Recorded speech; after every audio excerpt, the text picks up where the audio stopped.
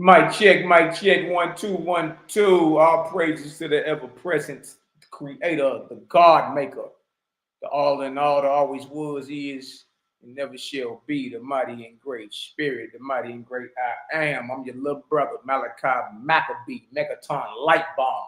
Y'all hit that like button, share button, subscribe button. Y'all see the title, Similarities and Differences of Oahspe Holy Bible Part 2. We're going to talk about it. We're going to talk about it. What's going on today? The orange pervert, your boy Donald Trump then got inaugurated in. That was interesting. They was talking about, oh, let's stand for the invocation. I said, there they go.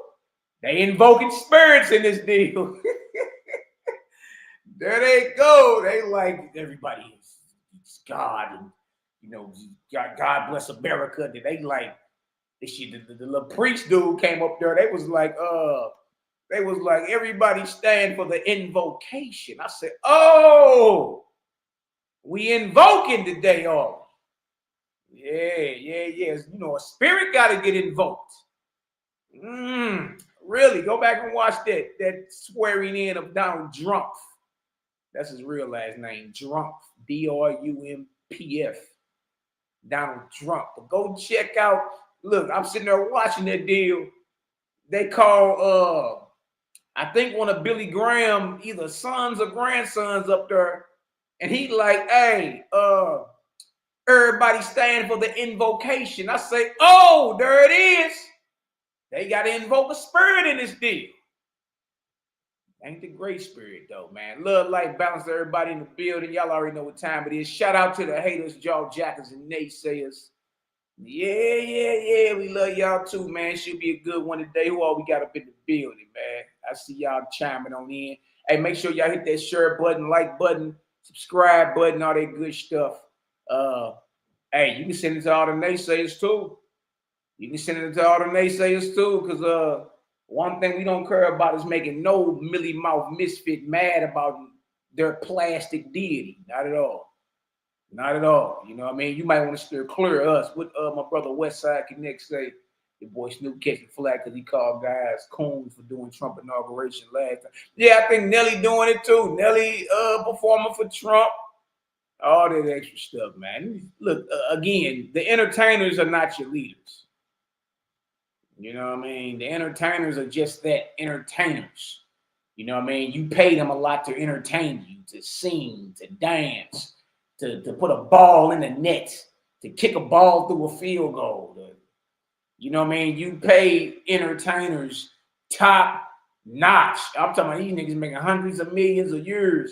But the teachers, the poor righteous teachers, the ones that's actually, you know what I mean, invested into your future, whether it's physically or when you cross over into the unseen realm, they don't get paid nothing.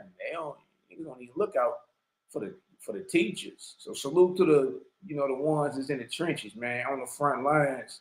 You know what I mean? This deal get hard, lonely, you dig? Money don't be right a lot of times. Hey, salute though. Salute, because in the end, we win. We the ones that cash out. You know what I mean? What just me say, Trump sound like what? Trump sound like he wants this nation to be exclusive. Credit speaks against this in Oahspe. Yeah, exactly.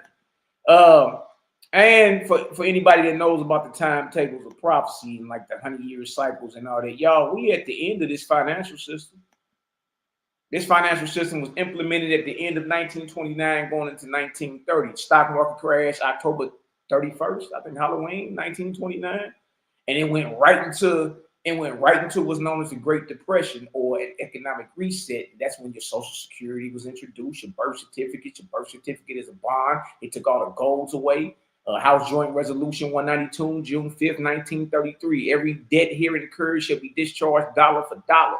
So 100 years later, you were before 2029, you in the mid-20s. Just look back to 1925. Leading up to 1929 when it crashed, and then in the 30s, the depression kicked off, and it's a new financial system. You dig? This financial system, your Social Security, your birth certificate bonds, your sovereignty, your you know what I mean, your political status and all that. That shit is changing, and you got 5 years, 4, 4 to 5 years before that system they implemented in the 1929s and 30s is over. And they coming right in with the crypto. They coming right in with the crypto. That is crazy. You feel me? So if any y'all hitting the curb right now, you know, you got about 4 or 5 years to go ahead and get you and your loved ones in a situation to where when the Great Depression hit again, or the economic reset hit again in the 2030s, late 20s, you know what I mean, going into your 2030s, you won't be swept away like everybody was in the 1929s going into the 1930s. There was people that saw it coming and was able to position themselves. You could do the same thing.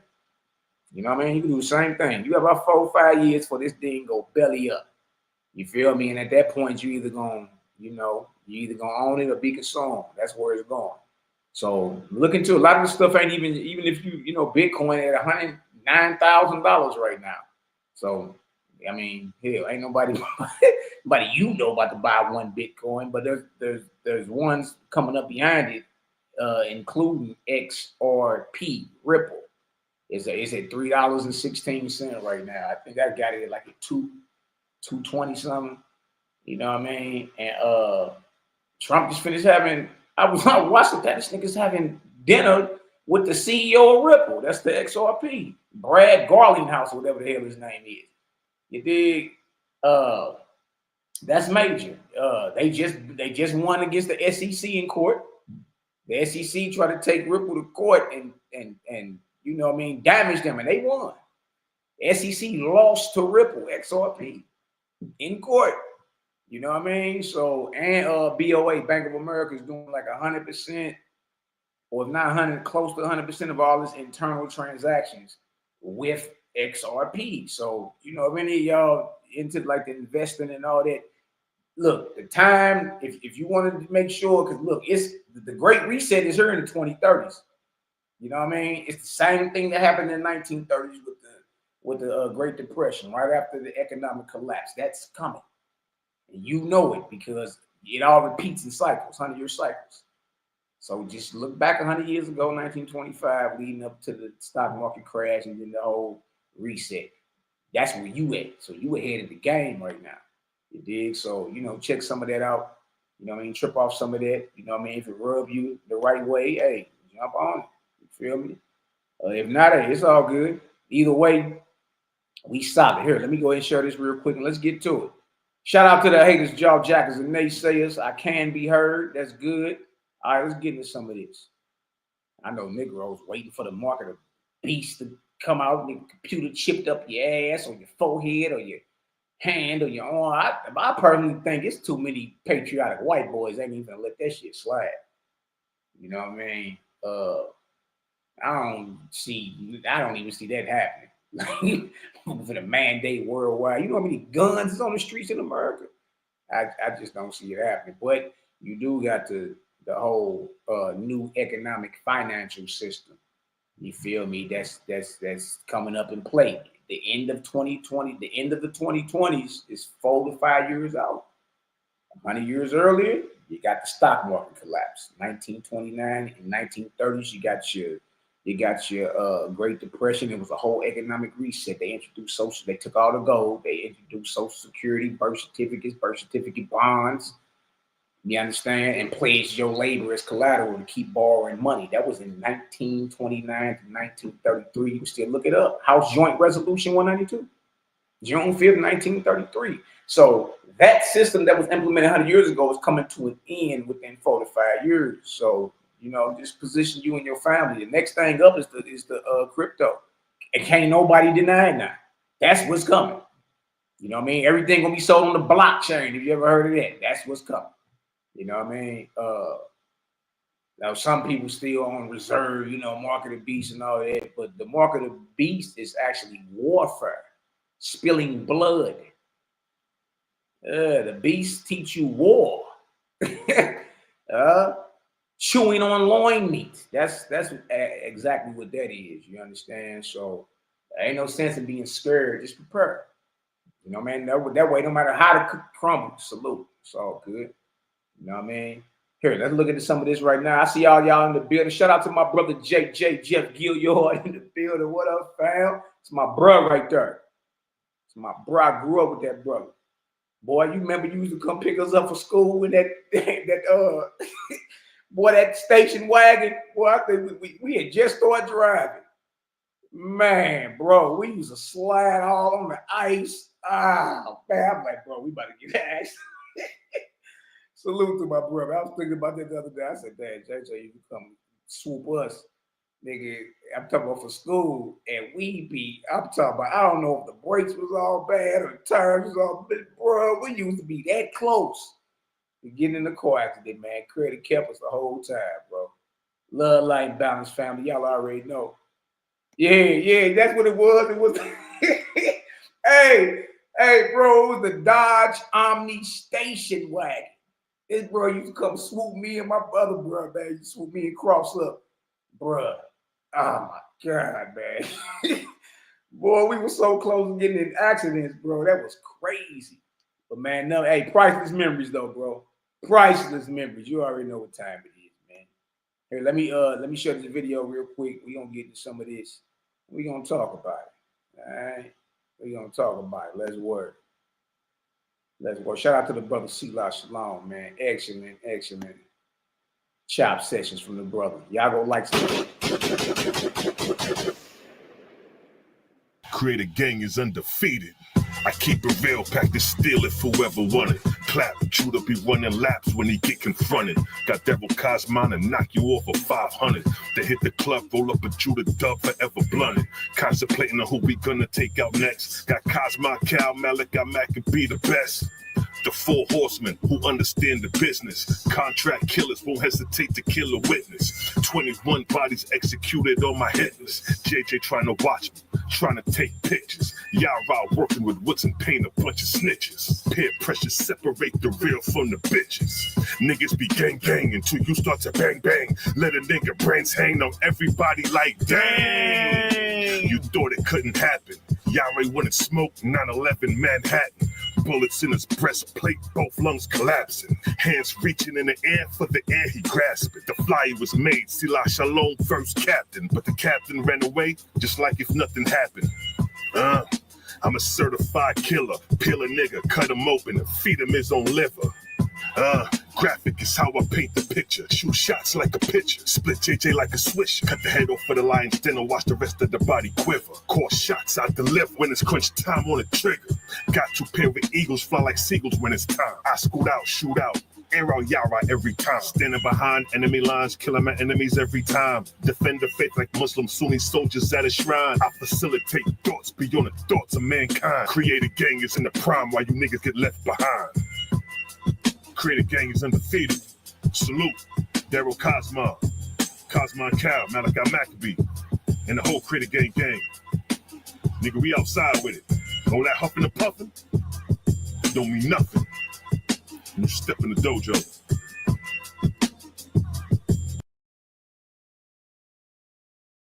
Please, would you kill your child, your son, if your God told you to? You said the Most High told me to? Yeah. Man, the Most High said do it, then that's what it is. Yeah, man, the Most High said do it, then that's what it is. A 22-year-old woman told hotel workers in Holmes County that she had been directed by God. To go on a shooting spree about the solar eclipse, and that not long after she left the hotel in a purple Dodge Challenger driving to the interstate, traveling west, shooting into 2 cars. One of the drivers was shot in the neck, the other grazed in his arm. If your God came to you right now, tonight, in pomp and glory, shining, and he commanded the death of your child, would you sacrifice your child? If the Most High is going to do it, of course.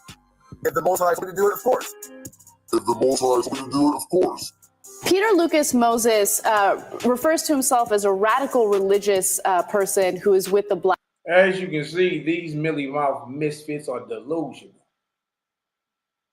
You dig? But they ain't doing nothing but acting out the character, playing the part of the deity. The reason they would say that without batting an eye, because Abraham was tempted to do the same thing and was willing to go through with it. Creator or not. Black Hebrews, and he just pleaded guilty to killing a 4-year-old, killing a 4-year-old, and a woman that he was living with. He killed the 4-year-old because he thought he was gay. Moses believed 4-year-old Higginbotham was homosexual. Klein says Moses took Higginbotham to the garage, played the Lord's Prayer in Hebrew, and shot him. Played the Lord's Prayer in Hebrew and shot him. Played the Lord's Prayer in Hebrew and shot him. If God came to you and told you to sacrifice your kid, would you sacrifice your kid? Hell yeah. Hell yeah. Hell yeah. God is called a terrible, like demon-like power. God is called a terrible, like demon-like power. God is called the terrible, like demon-like power. So Napa means empty, you could say, or like open. Shita means demon, or demon-like or terrible. Shita means demon, or demon-like or terrible. Shita means demon, or demon-like or terrible. According to the criminal complaint, Polite told investigators God told him to shoot Pastor Germany. God told him to shoot Pastor Germany. God told him to shoot Pastor Germany. And he wanted to go to jail to clear his mind. Would you kill your child or your grandchild if your God told you to? Oh, man. So that's a yes? Yeah, well, it's a yes. It's a yes. It's a yes. But I think that it would be a test. I don't think the Lord would actually tell you to do it. I think it would just be a test because we can see. You'd be willing to go through with it? Or I'll go through any trial the Lord puts me through. Yahweh Ben Yahweh, the self-proclaimed Son of God, one day in 1981, her North Dade home became a house of death. Banks and her husband, Carlton Carey, had just returned from talking with police about another Yahweh member who had been decapitated. Today, Yahweh Ben Yahweh is charged in her attempted murder and the death of her husband. October 1986, Yahweh's takeover in an Opalaka apartment building. 2 residents who were ordered to leave publicly complained. That night, both were shot to death. Wow! Judah, do you hear me? If the Most High Yahweh tells you to kill your family, would you do it? Yes or no? Absolutely yes. Absolutely yes. Absolutely yes. Oh, Judah, no. Damn. Judah didn't mean that, y'all. If the Most High say, put your family down, would you do it for the Most High? By faith, yes. By faith, yes. By faith, yes. But he's going to tell me not to do it, just like he did Abraham. We have a story like that already. Next. The moral law is that if a child was to be rebellious, okay, towards their parents, they was to be taken out and be stoned to death because of that. You see what I'm saying? Would you do that? Would you do that if your God came back to you today in glory and said, I want you to stone your son if he get rebellious? Would you? Would you do it? Yeah, I probably would. Yeah, I would. Yeah, I probably would. Yeah, I would. Yeah, I probably would. Yeah, I would. Wow. The Most High was to come to you and ask you to off your loved ones. Would you do it, brother? If I had made the mistake, if I didn't have ancestors inside of me and I made the mistake to make babies with outside nations, and then I heard the download from my ancestors saying that you need to put them away, yes, I will put them away. Yes, I will put them away. Yes, I will put them away. Okay, Judah Nazareth, if the Most High come to you and say, I want you to put down your family, I have a better movement for you that I need you to do, would you do it? They're out of here.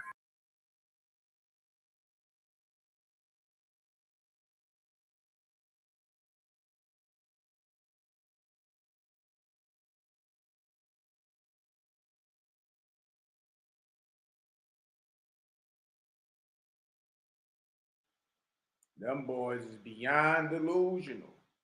But again, they ain't doing nothing but mimicking the character of the deity. You understand? You're supposed to focus more on the subject that's uttered than what a thing look like, what name it say is coming in, or any miracle. Because an evil angel or a false god can come in the name you calling on. It can shape shift and look like any god you think it's supposed to look like, and they can do what you perceive as miracles. Even when you read the Bible, when Moses was doing his thing, it was warlocks in Egypt doing their thing. Right? They would take something that was inanimate, like a stick, and throw it down. That sucker turned to a snake too. You see? So again, you know, you in the age where everybody's spiritually communicating and, you know, doing their thing. So hey, it's time to properly discern. For and on the record, the creator of all, the God maker, would never tempt you or inspire you to kill nothing. Let me say that again. The God maker. I ain't talking about your little Lord or your Lord God or your God. I'm talking about the creator of suns, moons, and stars.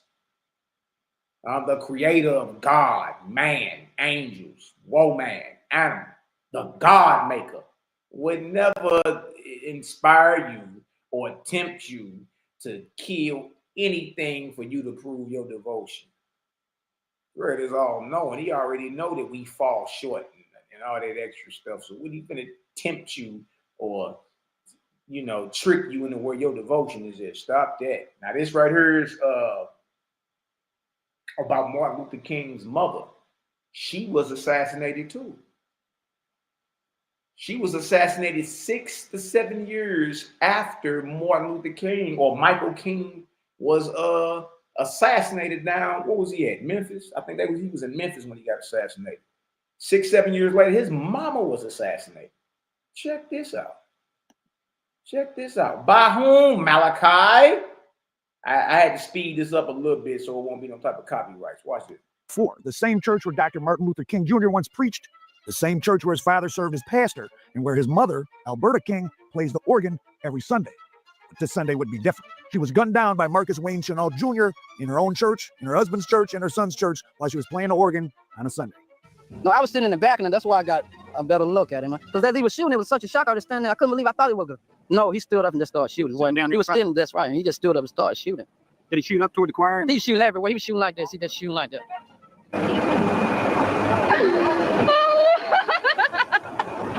It's almost as if the King family is being tested. I've never seen a family suffer so much tragedy in my life. The city loves that family. This nation loves that family. The King family was unfortunately no stranger to tragedy. 6 years earlier, an assassin's bullet had taken the life of Dr. Martin Luther King Jr. in Memphis, but lightning would strike twice in a place meant to be a sanctuary.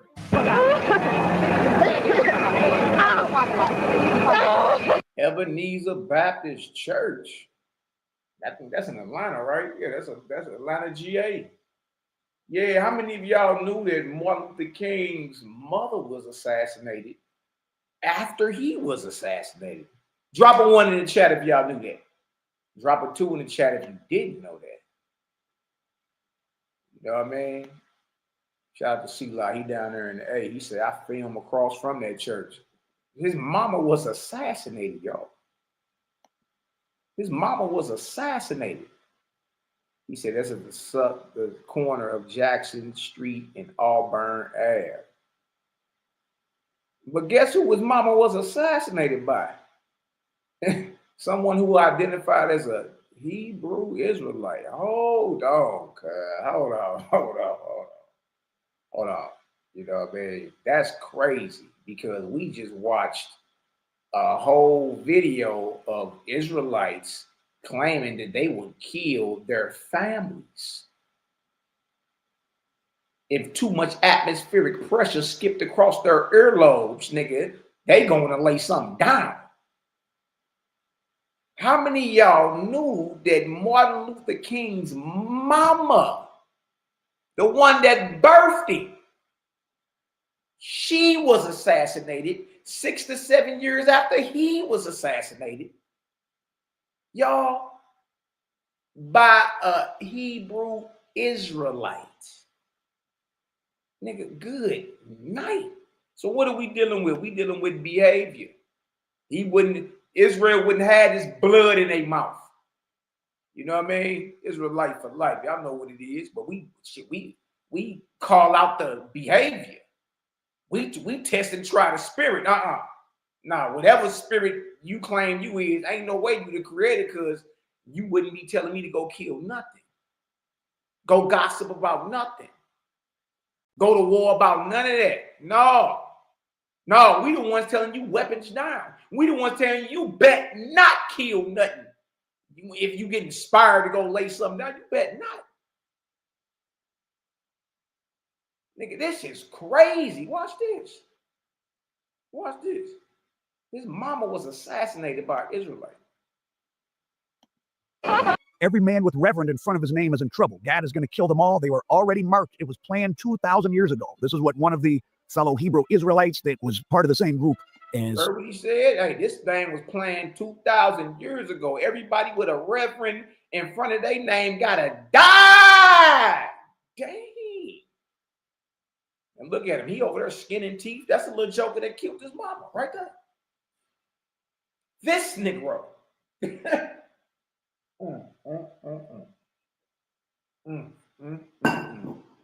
ain't looking good, fam.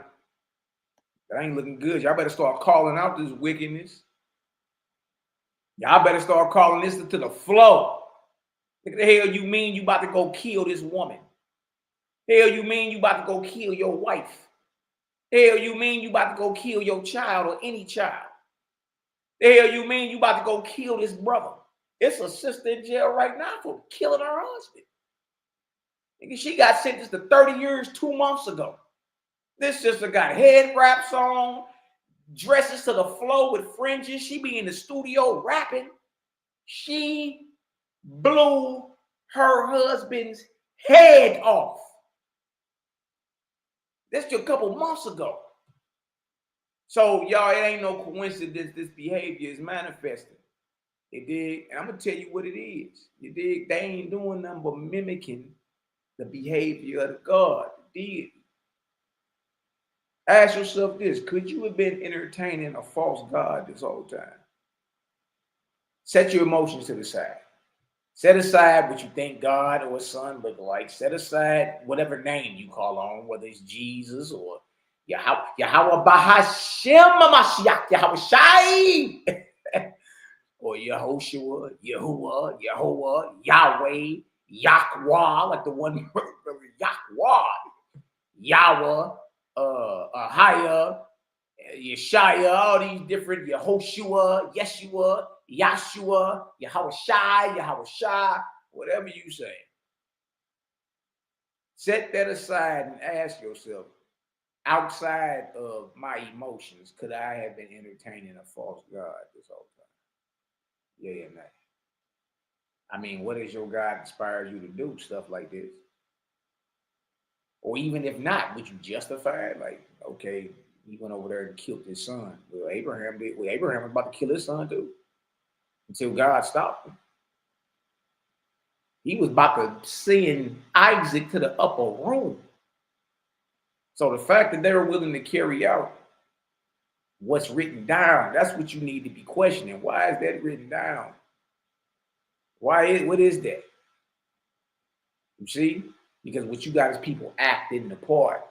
You feel me? Man, look at him. He Kool-Aid smiling. Hey, man, look. He probably grew up getting his pockets ran.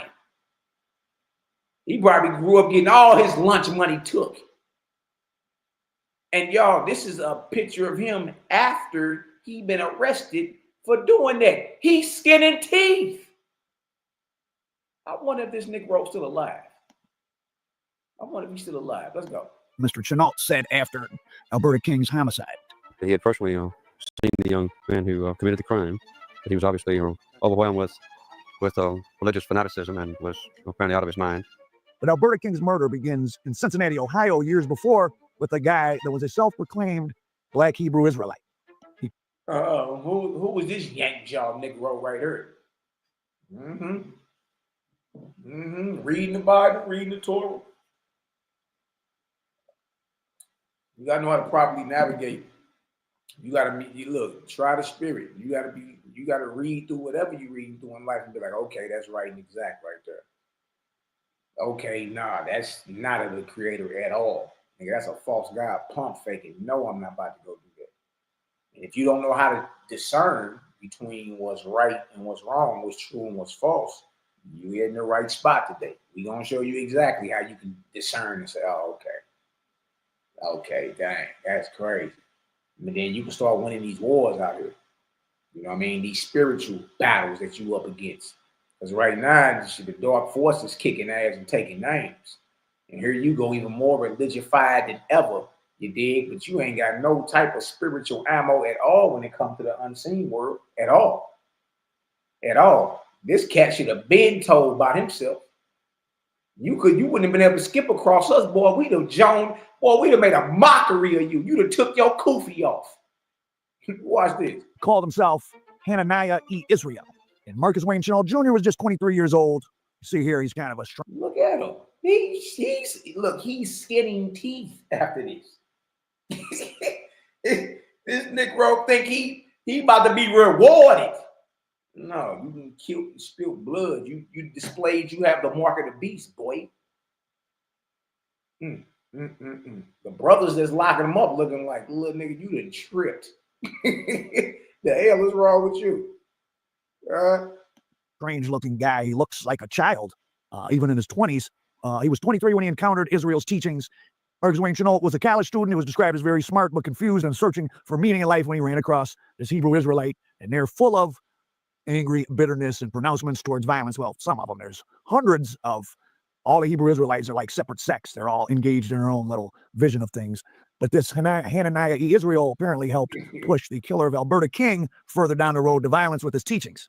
Mr. Israel counseled that black ministers had deceived black people and quoted the Bible scripture that said, it shall come to pass that when any shall... Look at it. He said, I gave Marcus the key. This yank jaw, kufi wearing Negro said he gave this little Kool-Aid smiling Negro the key. Look what he said. He introduced Chenault to his form of Judaism. Man, look, y'all better, I don't care what spiritual system you skip across. You better be asking 1,000,001 questions. You better be trying the spirit. You better not be so amazed and enamored at this Negro because he walked in with garments looking like, you know what I mean, he the groovy guru or something. Man, hey, nigga, you fought just like me in the morning. Stank just like me in the morning. And you don't let this yank jaw misfit talk you into doing something that you know deep down you ain't got no, you ain't even built like that, bro. You ain't got no business killing this woman. She in church playing the organ. What kind of threat is she to you? What kind of threat is she to your God, nigga? What the hell is wrong with you cats? Yet prophecy, then his father and his mother that begat him shall say unto him, thou shalt not live. Chenault grew up in Winchester, Kentucky, near Lexington, went to Sunday school and Baptist Training Union, which is like, I guess, preparing you for the ministry, until he met Mr. Israel and got involved with the Hebrew Pentecostal Church of the Living God, a sect that believes blacks descend from Israelites and are therefore Hebrews and not black. Israel's real name was Stephen Hellman, and he preached a radical interpretation of the Old Testament, and he talked very badly about black ministers, calling them false shepherds who oppressed their own people. And of course, Dr. King and his family's church was one of the most important black churches in the country. And what would happen next shook the foundation of the civil rights movement and tested the King's family's unwavering commitment to nonviolence and forgiveness. On that Sunday morning in the summer, Alberta King sat at her familiar place at the organ. The congregation had just begun singing when Chenault stood up, armed with 2 handguns. From interviews with scores of relatives, friends, schoolmates, and neighbors, a picture emerged of an energetic but troubled young man. He went to Ohio State University. Outwardly, he was witty and charming, but there was another side to Mr. Chenault that seemed to tear at him, a side that made some fellow students find him antagonistic and obnoxious. He was sensitive about his small 5'3" frame. He had trouble dating. He went to parties but didn't dance. He smoked weed and drank wine, and he missed making the frat of his choice. He had grown up in a pretty religious household. He was taken to Bible study and all that every Sunday, but on campus, he was described as a little bit weird. He was loud and would say weird things to get attention. He said he once killed little kittens he had by flushing them down a toilet. And he once told a fellow student at Ohio State, the only way a little guy can get any attention is to go out and shoot someone. Now, of course, the King family didn't give up on their commitment to nonviolence. After Wayne Chenault was sentenced to the death penalty in Georgia, the King family advocated for him to be taken off of death row, and he eventually was. I don't know if it was because of the King family or if Georgia stopped executing people. Maybe someone in the comments can tell us, but he was taken off death row. The King family advocated for him. He was found to be, well, they tried to say he was schizophrenic, his lawyer did, but he still got put on death row. Mr. Chenault's mother refused to discuss religion with him, and his father eventually threatened to cut off his allowance in Ohio State, and I guess that's what happened. And he also was having problems on campus, so he left school in the December before he gunned down Mrs. King. So when he decided to take out Alberta King, he took a bus from Dayton, Ohio, checked in at a Holiday Inn in downtown Atlanta, and hotel employees later reported they heard more than one voice in his room, which, was he talking to himself or did somebody come and hype him up? That was never figured out. He went to his family's home and borrowed the car. Then he broke back in the house and took his father's 2 pistols, and that's what he used to gun down Mrs. King, his father's guns. The organ at Ebenezer Baptist Church still plays every Sunday, a sad note and reminder of Alberta King's legacy and the enduring spirit of a family that chose love over hate, even in their darkest hour. That's what ChatGPT told me to say, but, well, not ChatGPT, Claude AI, and that's true, but pretty disturbing that the first family of nonviolence in America drew so much violence to itself. A crazy, evil, violent white guy. Yeah, man. So I never knew. I mean, I heard about it, but I ain't, I never really dug into it. But yeah, MLK mama was killed, being that they celebrate him today. Along with the inauguration or the invocation. They in Washington invoking spirits. But even though today is the swearing in of Donald J. Trump, you dig, and they also saying they celebrating MLK, you dig. I found it quite ironic that his mama, killed 6 to 7 years after him, was killed by someone who identifies as Israelite. Now that's crazy. You know what I mean? That's crazy. Let me drop this link in the chat. Y'all can finish, watching on your own time. I know some of y'all watch Al Prophet. He be on YouTube dropping his documentaries. I see y'all say Nate Boone looking for him. Yeah, that cat, their boy is. You know what I mean? One of them Detroit hitmen from back in the day. You don't want him looking for you, boy. I mean, dig, that's that right there. We gonna keep it moving. You know what I mean? Ain't no sense in continue to pour salt in the wound. I want to show y'all something real quick though. Let's get to this Oahspe, because y'all see the title, right? Y'all see the title, right? Our similarities and differences. You may see us posting,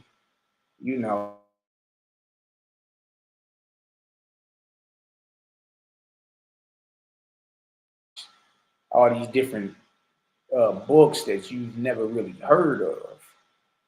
You feel me?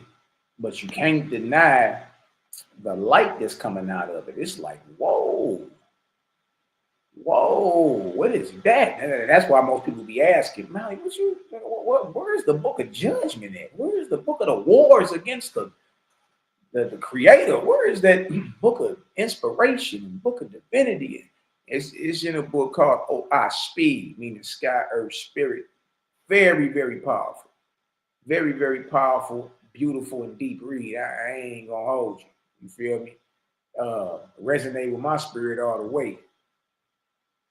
You know what I mean? And similar to the Nazarene, the same literature, you dig? But as of right now, and we done put it to the test. You dig? We had debates, hot seats, presentations, interviews, all of it. And CGG, shout out to CGG, credit gang, man.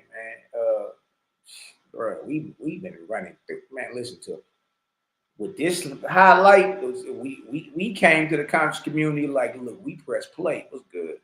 We play ball. So we ain't about to be around here walking on eggshells and needles because you think you've been reading something for so long. Look, majority of them Israelites that you run across ain't been banging longer than me.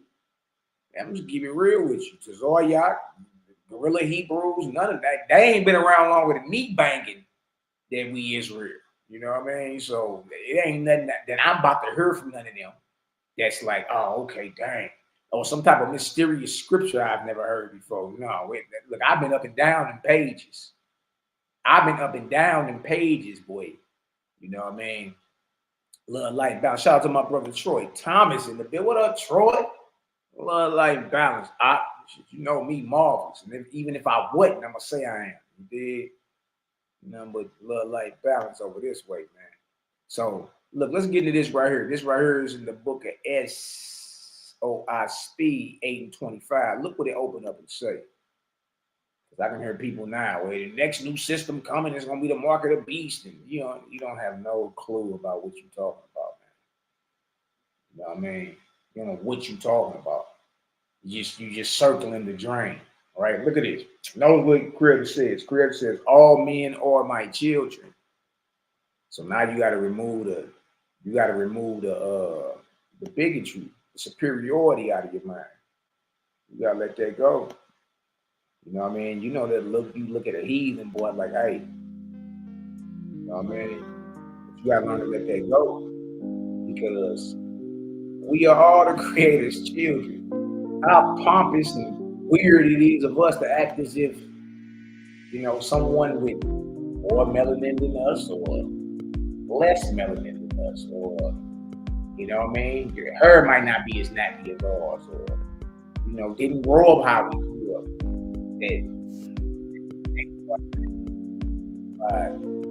The Most High, or the Creator, the God Maker. Now, yeah, we know there's plenty of scriptures in the Bible that let you know that God don't care nothing about the other nations. Then you got scriptures that say he do. Just to be honest, Israelites wouldn't be able to go into the Bible and pull anything out about God being Israel exclusively only if the scriptures didn't exist. If the verses didn't exist that, I was only sent to the lost sheep of the house of Israel. You, O Israel, have I known out of all the families of the earth. I love Jacob and hate Esau. Your king shall be, and the queen shall be your nursing mother. And whoever don't bow down to serve you and lick the dust off your feet, they don't have to answer for that. Or what about what Jesus said in Revelation 2:26? But for him that overcometh and keepeth my work to the end shall have power over the nations or the Gentiles. You understand? Then it's plenty of other scriptures. You get into the Apocrypha, 2nd Ezra. Straight tell you that the nations are nothing. You understand? Like, you can, man, give me my grape. You can destroy the whole cluster. Just give me my one grape. You understand? So they wouldn't be acting, the Israelites wouldn't be acting like going to murder something if it wasn't in the Bible already. Israelites wouldn't be acting superior.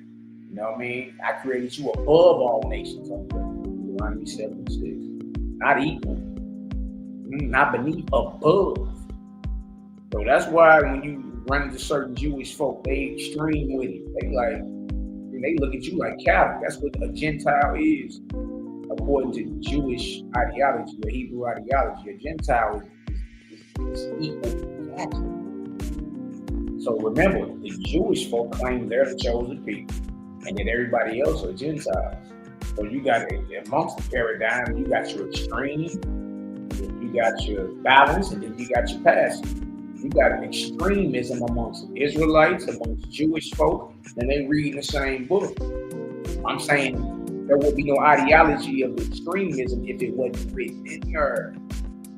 See, you arguing back and forth, Christians trying to debate Israelites and all that, and brothers will go pull a scripture and say, well, what does this mean? To him that overcome and keep my works to the end, he will have power over the nation. I watched some Israelite brothers, Gorilla and Zoya, asked a little emotional Christian that the other day. This cat ducked the entire scripture and went somewhere else. Like, bro, what does that mean? They asked him, they said, well, would Jesus say, I'm only sent to the lost sheep of the house of Israel? What does that mean? Oh, you must be an Israelite. You must be, like, bro, later for you trying to figure out who the person is, explain what the scripture is saying. And that's on both sides of the aisle. They don't want to explain. When you run across a scripture that's clearly against your ideology, you dig, bail out, run to somewhere else. We call them bailout scriptures. Those are bailout scriptures. Because what you read clearly goes against your ideology, what you teach. You know what I mean? Israelites come out and say they hate the white man. They identify the white man as Esau, Edomite. Then right in Torah until you don't abhor the Edomite. Well, you get around that. Oh, abhor is action. So I have to put something in action and go kill something like that to actually abhor them. But before you go kill something, it's running rampant in your mind. Every action comes from the mind, the mentals, thinking about it. So you kill and chop it at the root so it won't manifest in the flesh. See that? You, in other words, you're already a murderer if you want to think about it. Think about it. Dwell on it. Yeah. So notice what Creator says. Let's balance out. Let's balance out. All right. Let's see what really it is, and then ask yourself if it's a problem. Like, yeah, you gotta ask yourself if you got a problem with what we read. Then there's something going on within you. Look what it says. All men are my children. In the conscious being, I created them. What alike? You can't even hold on to that superiority. Look at this. Whether you a Klansman or a racist Israelite, whether you a neo-fascist, you know what I mean, or you whoever you claim to be, big superiority and all that. Look what he say. He say, I created them all alike. Every last one of them alike. You feel me?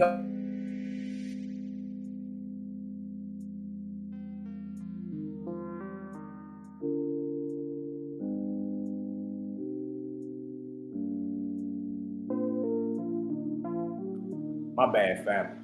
Y'all already know the short letters get moving around. Yeah. But you shouldn't hear none of this and be like, dang. Well, no, you know what I mean? They beneath me. They want to lick the dust off my boots, and I can't wait to have slaves. You hear that talk? Now I'm saying, the hell you get mad about? It's in the Bible. It's in the Bible, bro. Old and New Testament. Israelites are going to be superior in the world to come. But there are also scriptures that level the playing field and put Gentiles right with it. Oh man, the Gentiles are the Israelites. Yeah, okay. We understand the history and all that. But when you're done talking, right, you gotta ask yourself, why am I entertaining a racist? Like, why would the Creator have any need to be racist for this creation? Why? All men are my children. In the conscious being, I created them alike. Privileged to all the earth. Look at you. This is my land. Privileged to all the earth and the waters of the earth and the air and the firmament above the earth.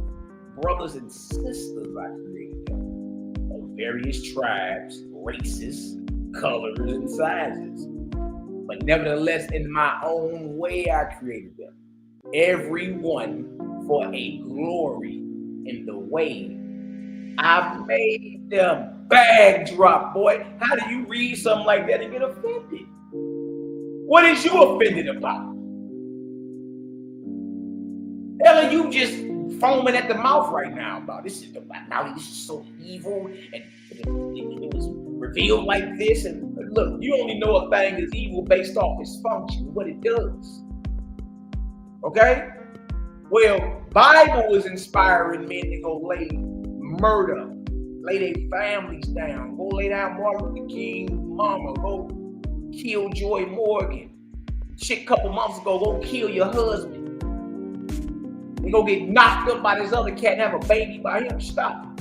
Y'all know good and well this is off, way off. Huh? Because ain't nobody trying to spirit. What is you saying?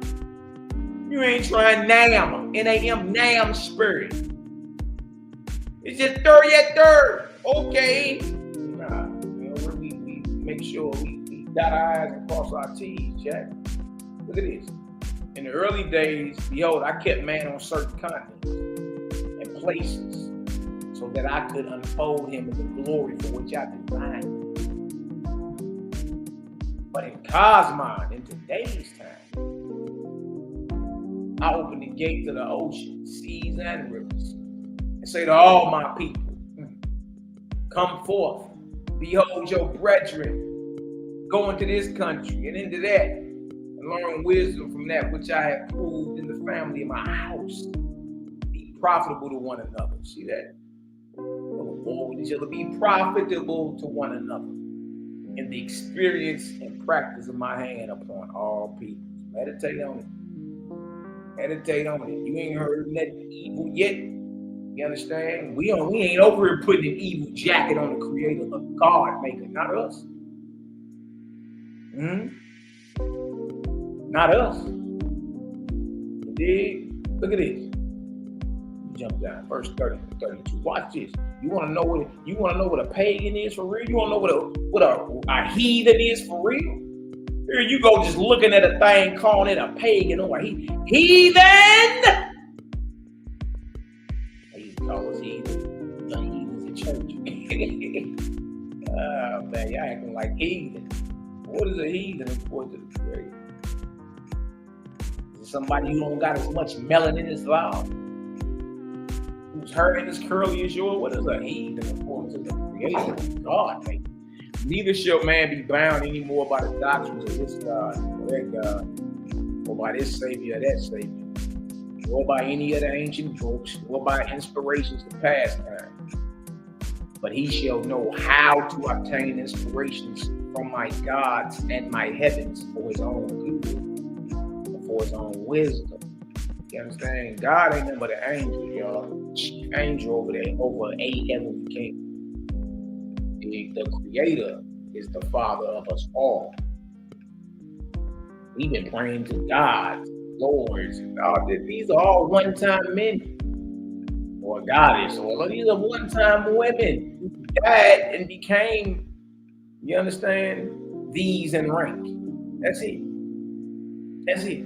There you go, pray. You're not supposed to pray to God or any Lord or any Savior, Creator. If the Lord, Saviors, and gods, if they roll with the Creator and not false, they just should be brothers and sisters.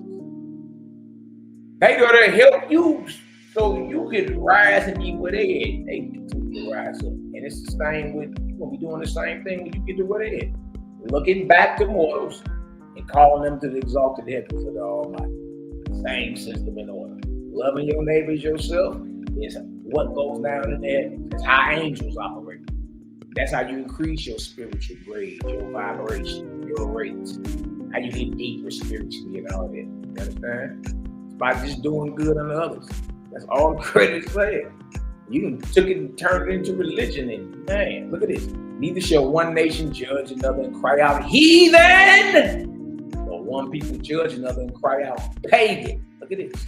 Behold, I alone shall judge. My mark is upon all those that who engage in war. You already got the mark of the beast. You got blood in your mouth. You can't wait to lay something flat. You can't wait to Russia launch nuclear missiles off their silos and burn up America. The mark of the beast got to do with warfare, spilling blood, killing. Why you think not one of these religions that produce not one peaceful and righteous city since their existence? When? Christianity has not produced one righteous city. Not one. There you gonna say the Vatican? You bet not say the Vatican. It's built on the catacombs, the bones of the saints and all that stuff. You for damn sure can't say Islam. You for damn sure can't say Judaism. Huh? Or the ways of the Judeans, you can't say none of that. What peaceful and righteous city has been produced by any of these so-called religions? Buddhism, Brahmanism, Christianity, Islam, hell, even Kemet, that shit, the founding of Kemet. Norma came in chopping niggas' heads off. Not even following the principles of mine. So what are you talking about? The proof is in the fruit that it bears. Name me one righteous city that your religion is raised up. A righteous and peaceful, thriving city. Where? It don't exist. It don't exist because your religions are part of the beast. The beast produces war. Look at this. My mark is upon all those that engage in what? War. Or who keep who? Warriors. Yeah, your reserves and your military. Special Forces, your Navy SEALs, your Rangers, your Green Berets. Can't wait to go invade a country and kill something. Fly a Hellfire drone over you and drop that deal and melt you. That boy Jihadi John about 10 years ago, they melted this man. They dropped a Hellfire missile on this boy. Let me tell y'all something. Wasn't nothing left but his shadow. They melted Jihadi John, incinerated him. That was his name, Jihadi John. Look him up. My mark is upon all those that engage in war or who keep warriors. Look at this. Or who keep forts and arsenals and use weapons of death. Nobody got more or better weapons of death than the US of A. Russia, China, like all the world powers, they're known for having weapons of death. And his mark is upon who? All who kill and eat the flesh of anything God created alive. You mean to tell me the mark of the beast is warfare and chewing on animals? Nice, bro. You've been hoodwinked. Look what he say. For all such are pagan and heathen in my sight. I don't want to hear nothing about what the thing look like. It's about what the thing is born. If y'all understand that the mark of the beast is warfare and flesh eating, and by engaging in these weapons of death and ready to kill nature, you are a pagan and a heathen in the creator's sight. If you understand that, y'all go ahead and spin the vortex up in the chat, man. You know what I mean? Let's go ahead and let it be known that we understand what's going on. We ain't about to fall for the hook, line, and sinker, and here you go waiting for a damn microchip to be shot up in your forehead or in your hand. You already got the mark of the beast chewing on that sirloin.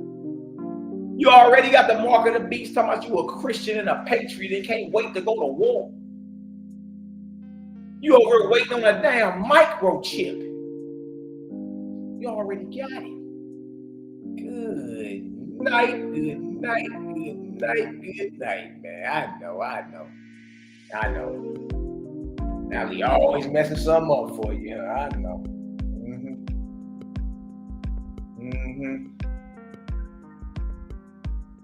Shout out to Global Purpose. Global Purpose, I seen your message. I just seen it the other day about Lil Woody. About Lil Woody. What's that boy name? Divine Prospect. He sure been hiding the past 4 or 5 years. He don't listen to me. He don't want no smoke with us. None. Nigga, that nigga been quiet. I dropped 110 Nazarene editions and went to the historicity of the whole thing. You understand? And he 4 or 5 years late. All right, who wants to smoke? Nigga, if you don't go back and catch up with what we've been talking about, trust me, he don't want to get embarrassed. You know what I mean? He ain't built like that anyway. He's more of a, real reserved, try to talk fast and sound intellectual. He ain't built like that. He ain't built like that. I would embarrass that boy. I know a lot of y'all like dude. The little dude ain't never been built like that. Never in life. You know what I mean? He'll get embarrassed coming around her. Just to be honest with you. You dig? I've already got the whole, like, what is he talking about? I basically put together a university, a course, over 400 and some hours of teaching about this. And went through the historicity of the Nazarene gospel. That boy will get embarrassed. So I got your message, but it's, sometimes I don't even respond to it. Because it's like, look, I know him. He ain't never been, he ain't never been the type to bust his gun. You know what I mean? Like, he'll pull his water pistol out amongst people who really don't know no better and then, talk smooth soliloquies and talk. And I would embarrass him. You understand? And tell him he's 4 or 5 years late. Go catch up before you jump out here and start acting like you want some smoke. No, you don't. No, you don't. My little bro ran down on you. Bezel done already ran down on you. Here you go, name dropping. He didn't even bring us up. You name dropping. C-Lot, name drop me. C-Lot. The young God Yaki. Man, listen to me. Divine Prayer. You don't want no smoke over this way, boy. You will be embarrassed. You dig? So go on back into your little cubby hole and keep hiding like you've been doing the past 5 to 10 years. Hiding. You know what I mean? I just wanted to get that out. I'll send you a message for global purpose. You know what I mean? Ain't nobody running from that clown. Shit, he been ducking us. You dig? And I would tell him, hey, boy, go catch up first before you get to pop in your mouth like you about idiot, because you not. You not. You will be embarrassed live on your platform. Keep thinking it's a game, boy. Look, and you know me. You know how I get on. Don't make me go into that Nazarene gospel and go into the historicity of it. Huh? Go back 1,600 years, 1800 years and get to pulling fat. Boy, you'll get embarrassed around here. All right, so calm down. And if everything that you talking about, the Nazarene literature and all that, you already guilty of that in the Bible. The whole Bible been backdated. Hell are you talking about? Starting with Ezra in 450 BC. Moses ain't writing none of the Torah that you got today. All right, so I'm just going to, this word, hey, I'm going to give you one warning shot, buddy. You get one warning shot for me. After that, I'm coming to take your head off. Don't even play with us. This ain't what you want. All right, let's get to this, man. I just want to let that be known. This nigga gonna try to run down 5 years later. Man, if you don't go back and hide like you good at hiding. You ain't never wanted no smoke about nothing. Everybody over there know that. All right, so let's get back to this. This is part 2, the similarities and differences dealing with Oahspe. I just had to let that be known. Sometimes these cats, you understand? Like, I know these clowns. Know them well. You feel me? And a lot of people ain't doing nothing but just bumping their gums. That's all they doing. That's all they doing. You just running your yaps, boy. You ain't built like that. And we all know it. You just speak well. All right, so look, Malaki Macabee, created Gang TV, presents similarities and differences between the Holy Bible and Oahspe. You dig? And that's just what it is. I'm popping my shit today. You dig? You might want to keep that over that way. Now watch this. So what I want to do right here is show y'all something right here. And then I'm gonna jump down because ended with Yeshua and Nazarene / ESSEY.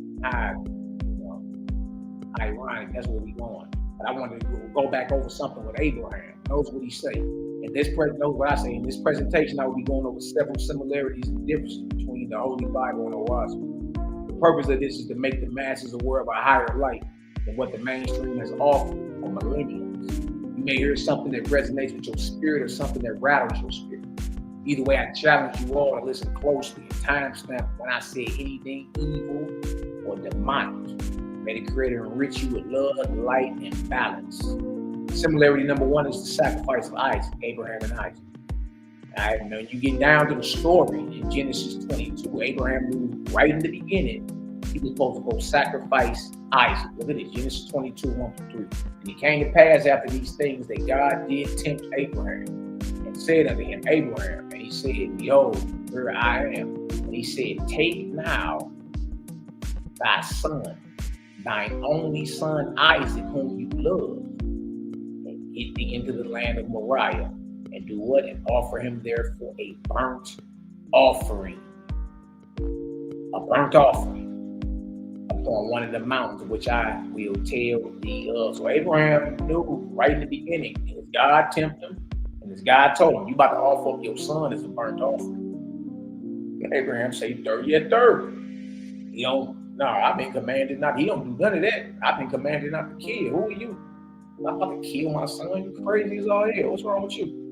But notice, he ain't just say kill him. He said offer him up as a what? As a burnt offering. Ain't that what he said? Malachi, you're making this up. Yeah, okay. We'll come back there. Let's go here. Wayikra, Leviticus 1:1. The law of burnt offerings. This is the Torah, or the law of burnt offerings. So this is what the God was telling Abraham to do to his son. He ain't just say poke him and bleed out. He said offer him up as a burnt offering. You know what I mean?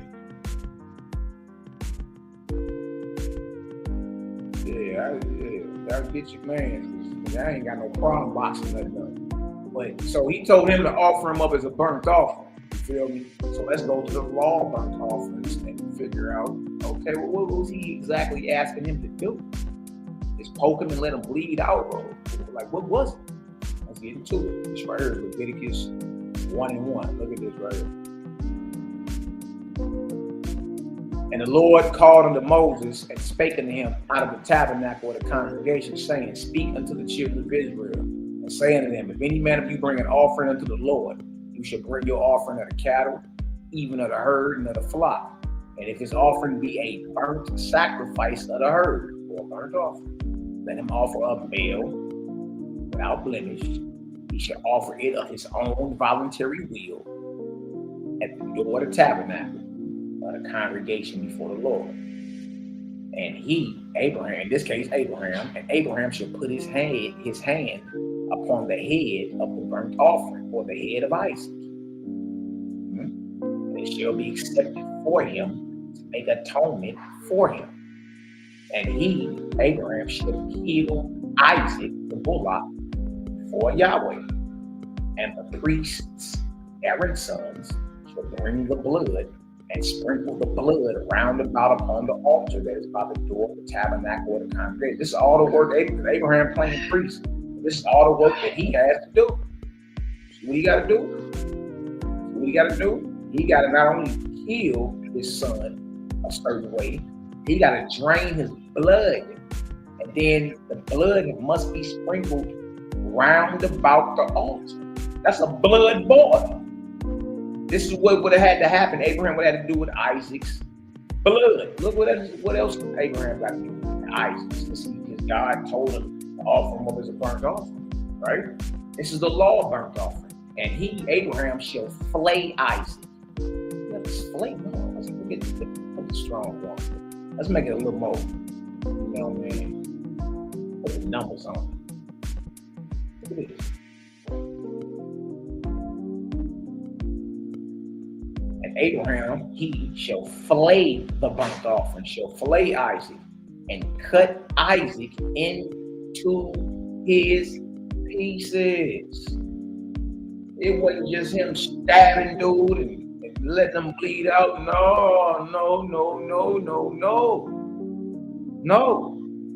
No, he was about to have to chop him. He was about to have to dismember his son. And Abraham was with it. He was with it. Look at this. This is how you prepare a burnt offering. And the sons of Aaron, the priest, shall put fire upon the altar. Abraham would have had to put fire on the altar and lay the wood in order upon the fire. And the priests, Aaron's sons, and in this case Abraham, shall lay the parts of Isaac, Isaac's head, and the fat of Isaac's organs in order upon the wood that is on the fire, which is upon the altar. You gotta chop Isaac's head off. If it wasn't Isaac, it would have been an animal. You gotta chop the head of that sucker off. Sink your Jim Bowie down to his chest cavity, pull down like you unzipping a jacket. Move the rib cages out the way.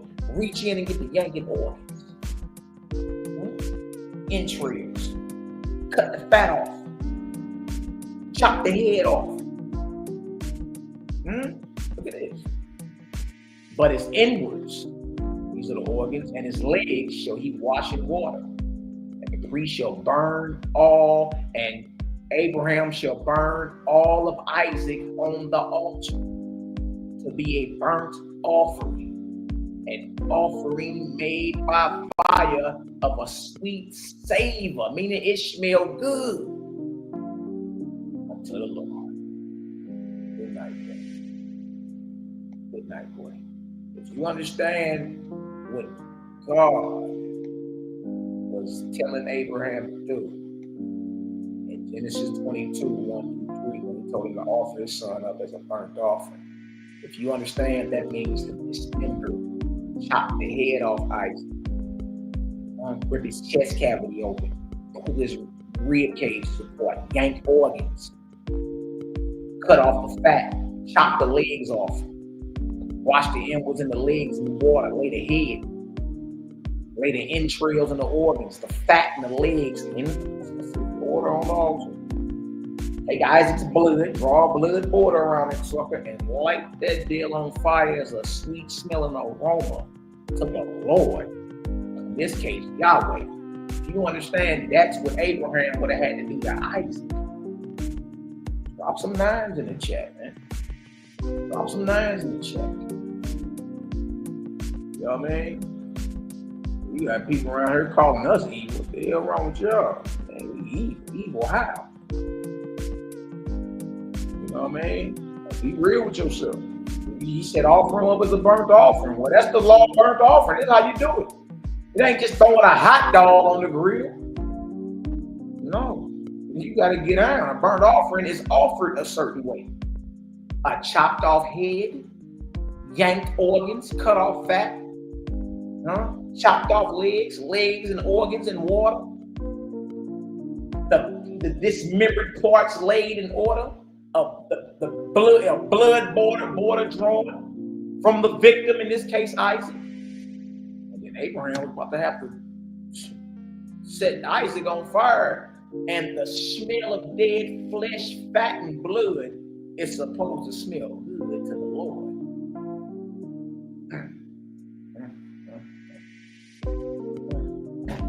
But we lost a life, though. We lost a life. No, we got enough sense to call a spade a spade. Hell no, I'm not doing it.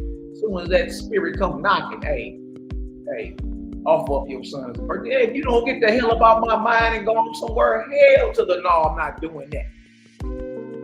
I've been commanded not to kill. Bye. You start handling spirits like you handle a scandalous person that come knocking on your door. What the hell you want? Who? What's the message? Nah, we don't accept it over here. You gotta go. You know what I mean? Or stay and get this light. But nah, you don't got no authority over here. You start rendering these spirits powerless around you. You know what I mean? You gotta start tripping in spirits. Stop being so soft. Hell no, I'm not doing that. The hell you mean? All right, so let's go see what it says in the Oahspe device. Look at this. It says, notice Abraham understands from the moment biblical God tempted him that he was commanded to offer up his promised son as a burnt offering. In other words, he wasn't tricked into it. Third. You know what I mean? You see that? Abraham was going to cut down his son to prove his devotion to biblical God. It sounds familiar because we have the testimony of modern men who are devoted to the same deity, boldly proclaiming they wouldn't hesitate to execute their child to prove their loyalty. Now, what does Oahspe say about the matter? Let's read some of this, and then we're going to jump down. We're going to jump down to the part about Yeshua that is saying. Since Millie Mouth Negroes is running their mouth about their sayings, they don't know nothing about their sayings. Nothing about the Nazarenes. They don't know nothing about it. You know what I mean? You still Orthodox Israel. You still up under the Levites and all them. You still rocking with the Leviticans.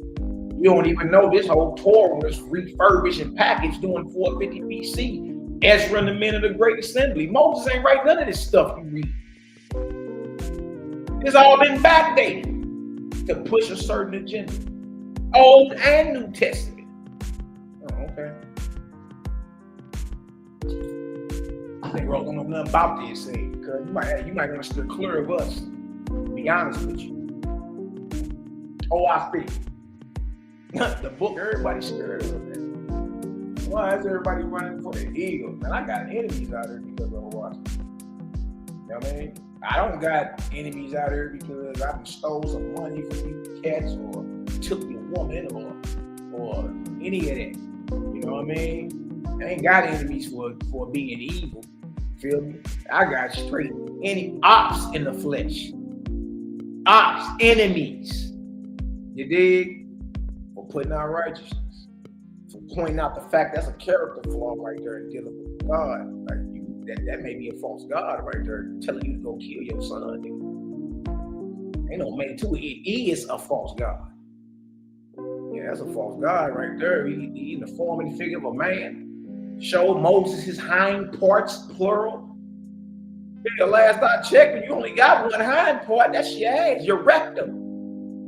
What you mean parts? What else was swinging? Like, come on, bro. We gotta stop that. You gotta stop that. Be real with yourself, man. You know what I mean? Because you know good and well that temptation came through right now. That's a problem.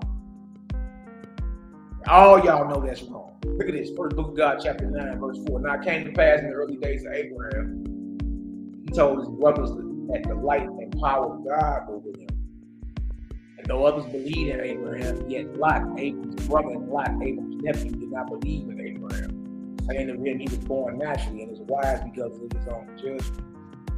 God said to Abraham, behold, it is an easy matter. Look at this, y'all. It is an easy matter to commune with spirits. That's easy. Everybody today is communicating with the dead spirit. Look, God to Abraham's God told him, based off the Oahspe narrative, man, that's easy. What you mean? You got people today selling spirit to you. Selling it. He like, that's easy work to talk, but to judge righteously regarding these spirits is not so easy. Not so easy. Now watch this. We're gonna jump down. I went over this in part 1, my last video. Look at this. Come down to verse 10. Now after Abraham and his people, so Abraham and them go down to Sodom and Gomorrah, get up out of there before they get burnt down. Now they going back toward his camp, right? Now after Abraham and his people had returned to Jireh's camp and it was night, God said to Abraham, be steadfast and show your people that they may understand my words. While they were still praying before the altar, God withdrew from Abraham and allowed the evil angels who had followed them from Sodom and Gomorrah to draw near the altar. So he said, Abraham, look, stand on business. You know what I mean? That way those with you know what's up. And then Abraham's God move out the way. You dig? And when the angels of the Creator move out the way, God forces on the way.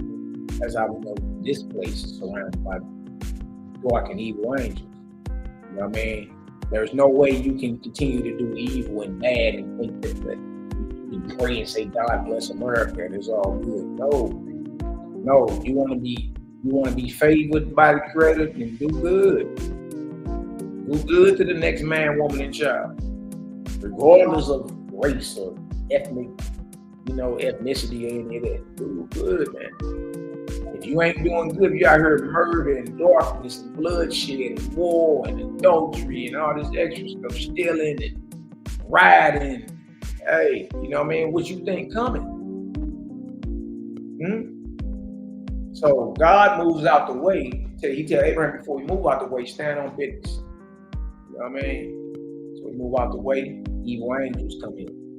And these are the same angels that follow them from Sodom and Gomorrah. Now look what the angel does. Look at this. Now one of the angels clothed himself in a great light and adorned with sparkling gems and a crown.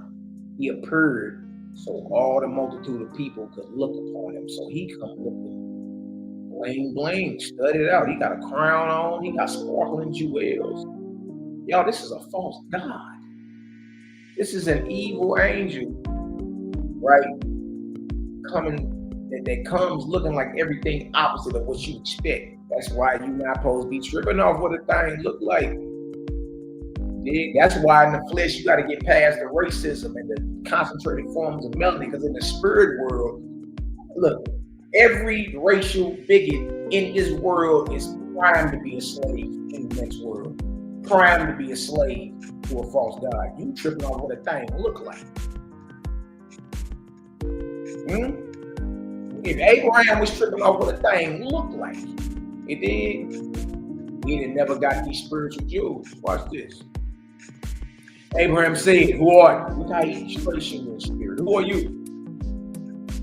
And the spirit said, "I am your God." Look at that. Look at that. So he comes looking like what they expect him to. He come in the name they call on. They pray. Then you go arguing with folk about how you pronounce a name. Don't you know a false ass God can come in any name you praying to? Come looking just like you expect him to look. And do miracles. So how you know you ain't been entertaining a false God this whole time? How? If the nigga can come looking like you expect in the very name you call on and do miracles, oh nigga, you a slave. You ain't questioning nothing else. You ain't questioning nothing else. You ready to hit your belly and worm on your wiener. That's what you prefer to do. Abraham said, "Who are you?" And the spirit said, "I am your God, ruler of heaven and earth." Good night, boy. Abraham said, "I'm your servant. What may I do for you?" The spirit said, "You should take your only son Isaac and your host who will with you aside with the more and go with me where I will lead you. For I have a great work for you." Notice, it ain't like the biblical narrative. Right in the beginning, Abraham, God told him, "Go offer Isaac up as a burnt offering." He said, 30 at 30. This one, the evil angel, who just declared himself Abraham's God, who comes looking like Abraham's God, who comes in the name of Abraham's God. He said, "Just take your son and your people. I got something. Come with me. I got something to show you." Abraham said, "I will do whatever you put upon me to do." Look at this. On the morning, Abraham and his son Isaac and the host who had been with Abraham and Sodom and Gomorrah assembled together. And Abraham spoke, saying, "Where to, O God?" The spirit answered. Remember, this is a false God, man. This is an evil angel. Look what he said. The spirit answered, saying, "Take sticks and a torch, a firebrand. Come to the summit of the hill over there. Go to the top of that hill over there. For you shall restore the rights of burnt offerings." We all know what a burnt offering is right now. Just learn. Abraham told the people what God had said, so they began, and Isaac carried a bundle of willows, basket makers use, saying, "This will light the Lord's pieces. Or what will you burn for an offering, O Father?" Abraham said, "God will provide." Abraham don't know the plan is for Isaac to be sacrificed by this false God. This false God is about to, he don't even know none of that. He just know he about to go do some type of offering, but he don't know it's Isaac that's about to be the victim. Look at this. In Bible, he knew immediately. Then when Isaac asked him, "Hey, what a lamb is?" "Oh, God will provide." Nigga, you know he already told you about to kill him. Could you imagine walking with your short leg up? And they ask you, they say, "Yes, we about to go ask him for him." Yes. Hey, Pops, what word? What I say?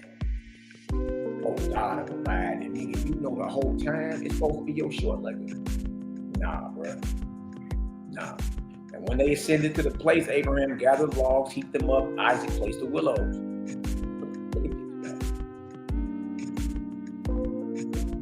Then the spirit spoke, saying, "What shall a man love above all things in the world?" And Abraham said, "God." And the spirit said, now this is not the great spirit, this is not the creator, this ain't even Abraham's God. This is a false God acting like Abraham's God. Look what he tell him to do. And the spirit said, the false God said, "For which reason you shall offer your only son Isaac as a burnt offering." Whoa, we just read what that is. "And it shall be testimony before your people that you obey God, even to the sacrifice of your own flesh and kin." Abraham says, "Show me that you are God." Ooh, that's a game changer. Wait, you see how you talk to spirit? You don't be all reserved and, knees all, you all giddy in the knees, weak in the knees, belly all weak and ready to blow your drawers out. No, man, you holler at any spirit like it's a person standing in front of you. And you holler at them with that tone to let them know, hey, my bullshit discerner my bullshit meter is on fleek today. I ain't letting nothing pass. That's how you gotta come off. You know what I mean? Just like you come off with somebody that was trying to like get you to get down on something scandalous or say you some type of hot merchandise, man. If you don't get off my porch with that, receiving stolen property is a crime. Abraham says, show me the true God so that I may not err, for I have been commanded not to kill. Be honest, nigga, you the one told me not to kill. You supposed to be my God.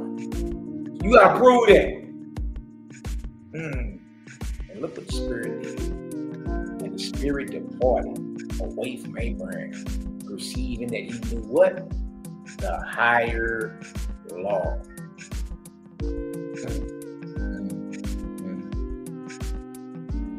Now we're about to go into Abraham's teachings. I want to hit a couple of these and then jump down to Yeshua, the Essene/Nazarene, man. Now look at this. Look at this right here. Matter of fact, we just finish on out. It said, and Isaac was greedy at heart, for he desired to witness what a sacrifice. Well, Isaac, you was about to be the sacrifice.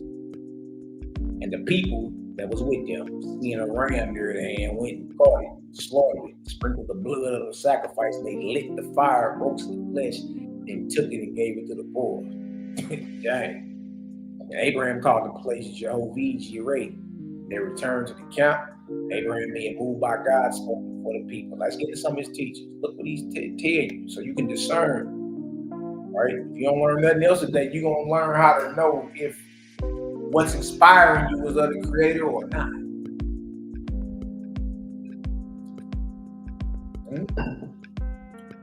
If y'all get some understanding, go ahead and drop some threes in the chat, man. Love, light, and balance. Love, light, and balance. Y'all drop some threes in the chat, man. That's what.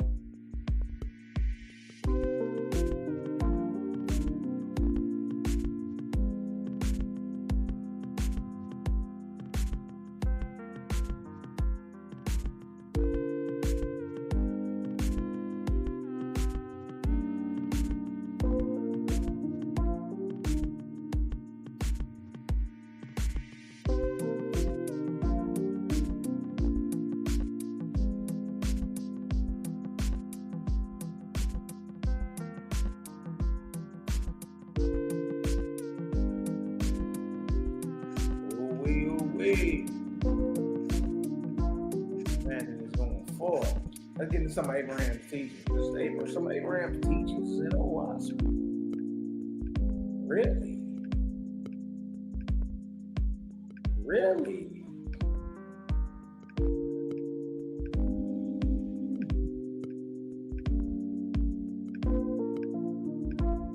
Wait, first book of God, chapter 10. Abraham said.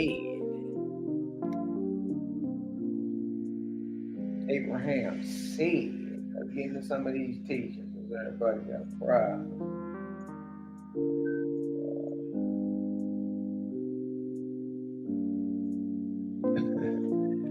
Abraham said, this testimony I declare to you regarding which your own brethren are witnesses, even the chosen of God, Israelites, faithless, well, whatever title you put on, even the chosen of God can be deceived by evil angels. Paul came. That's how we went around bragging about. We the chosen. We above all people. We above all nations. You have been entertaining a false god sometimes. I mean, all we gotta do is listen to the message and look at the behavior. You got reputable Israelites saying they would kill their children if God told them to. I'm talking about y'all. Listen to me. Hell yeah, we heard. Absolutely, of course. No one said, hell no. I've been commanded not to kill. I'm not doing that. Nobody did what Abraham did in Oahspe. Everybody said, hell yeah. Absolutely, of course. Why? Why? Look at this. It says right here that even the chosen of God can be deceived by evil angels. For they can take any name, Yahweh Bahashem Mashiach, Yahweh Shai. Jesus Christ, Yeshua, Yahweh, Yahusha, Yehovah, Yahuwah, Ahaya, Yeshaya, whatever, Yahoshua, whatever you talking about. Yahweh Shai, Yahweh Shai. Yo, the fact of the matter is a false God can take on any name. You can be deceived by an evil angel through name and what it looked like. Dang, dog. That's crazy. And having no fear of God before them declare falsehood for truth. Darkness for light. Even the chosen of God can be deceived, y'all. I don't think you really know the game you're playing. If you did, you wouldn't be so caught up in what a thing look like or what name it claims it's coming with. Or even a miracle that it do. What you got for it? What's the message? This. Let me jump down to verse 3. For which reason you should not seek signs and miracles. For these may be from who? Evil spirits, evil angels. Some of y'all, you don't like the word spirit or angel. Put ancestor on it. Yeah. There's evil ancestors. Absolutely. So you ain't supposed to be tripping off what a spirit look like, what name it claim is coming in, or the miracle it does. How do you discern between a true God and a false one? You gonna learn today. You're gonna learn today, and this is very, very vital. You know, some of y'all are big time dreamers too. Yeah, so you need this. Whether you go into the dream world or when it's time to transition and go into the next world. You need to know how to identify and call out a false God so you don't be their slave. Make sense? Look at this. For which reason you should not seek signs and miracles, for these may be from evil spirits, even though they show their bodies and or converse learnedly, even though they talking well. What does that mean? Look at it. It is not in the power of man. It is not the power of man to know by words and signs or by oaths or promises what is true. That ain't how you discern truth. Words, because it came to the name you call on, or showed you a miracle, or even came looking like this. It's not the power of man to know by words and signs or by oaths or promises what is true. What's this? Time to learn today. Time to learn. That way, no matter what you read, no matter if it's a Oahspe Bible, Quran, whatever you read, you know what I mean? On your spiritual journey. See, I done read plenty of books, but you gotta know you gotta learn the character of the creator, and then you can navigate through all this. Like, oh no, that's off right there. Oh yeah, okay. Yeah, that's right, exactly. That makes sense. Watch this. Look what Abraham teaches. It ain't even hard. Look at this. But the Father has created one thing besides, which is his own life. For which reason be believing toward men and angels. When they teach you according to the Creator, which is life to all and happiness to all, without the sacrifice to any, they are holy. Away.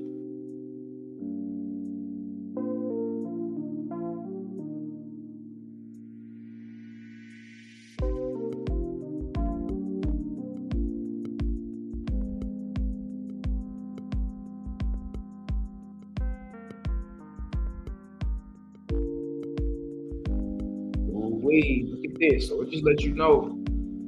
That's right. Tell you that in the Bible on Yahoo. Even Saul of Tarsus told you that.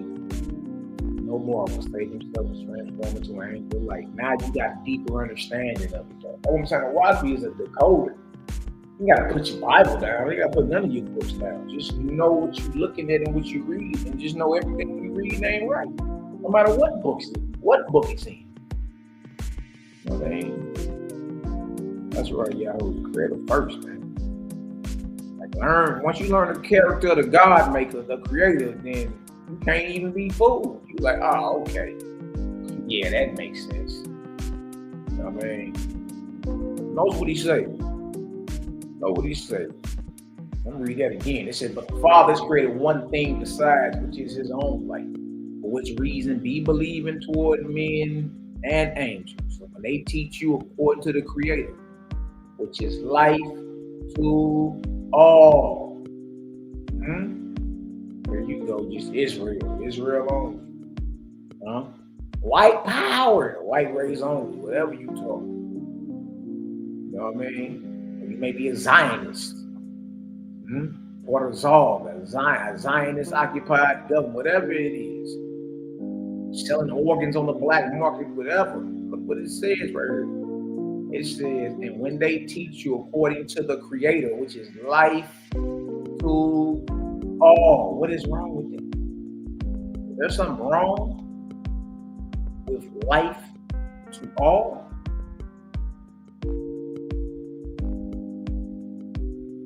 Yeah, you shouldn't be looking for any of that. No self-aggrandizement, Ola, but broader. So when you have profit or glory or applause and beauty or what? Absolutely not. I mean, we catch all types of hell. You'd have thought we was over here reading some shit out of remorse or something. Big now. As of right now, we catch all backlash for reading righteousness and right. I mean, that's just what it is. Ain't nobody's coming with a higher light at all. Like, it's not a higher light to say, no, hell with that, kill that little joker, chop his head off. The Lord said so. The higher light would be, nah, prove to me you God, because I've been commanded not to kill. So no, no one comes with a higher light. So no applause, no none of that. Feel me? In a world that's in bondage to the false gods, no, we get hissed at more. You know what I mean? Let me get back to this.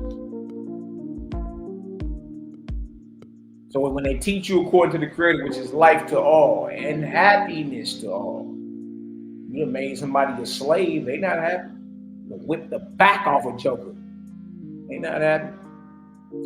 Life to all and happiness to all without the sacrifice, murder, or bloodshed to any. They are holy. See, now you know. This is based off conversation. Whether it's a man or an angel, man or an ancestor, man or spirit, whatever you say. What are they teaching you?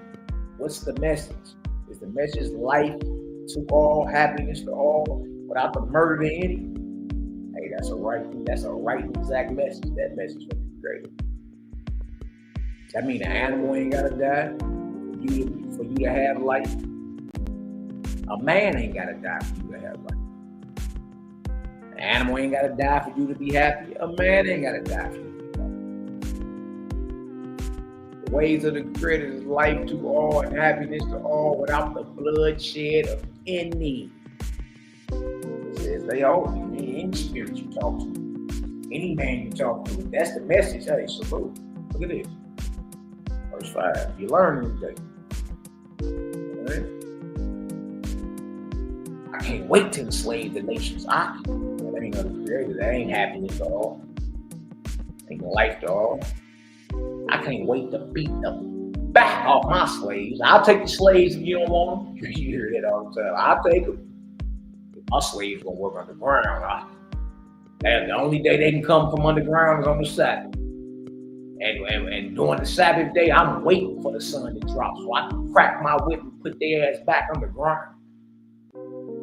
Man, I'm telling y'all, some of the stuff you hear, you're gonna be like, man, look, come on.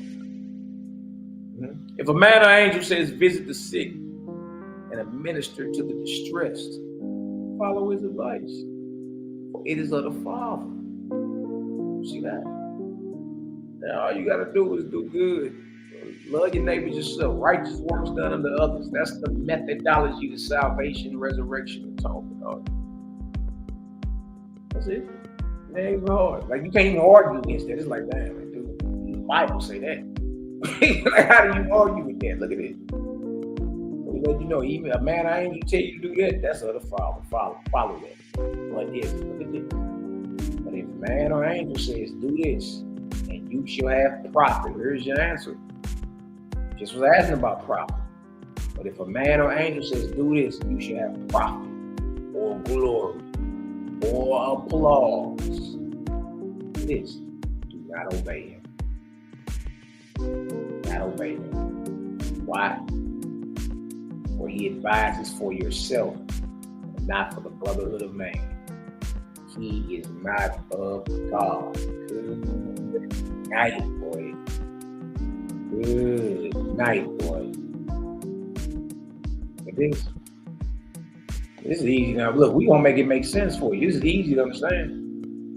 Anybody got a problem with it, they got something going on within themselves. Feel me? They got something going on within themselves. Seeing that blood curdling, all that makes sense, right?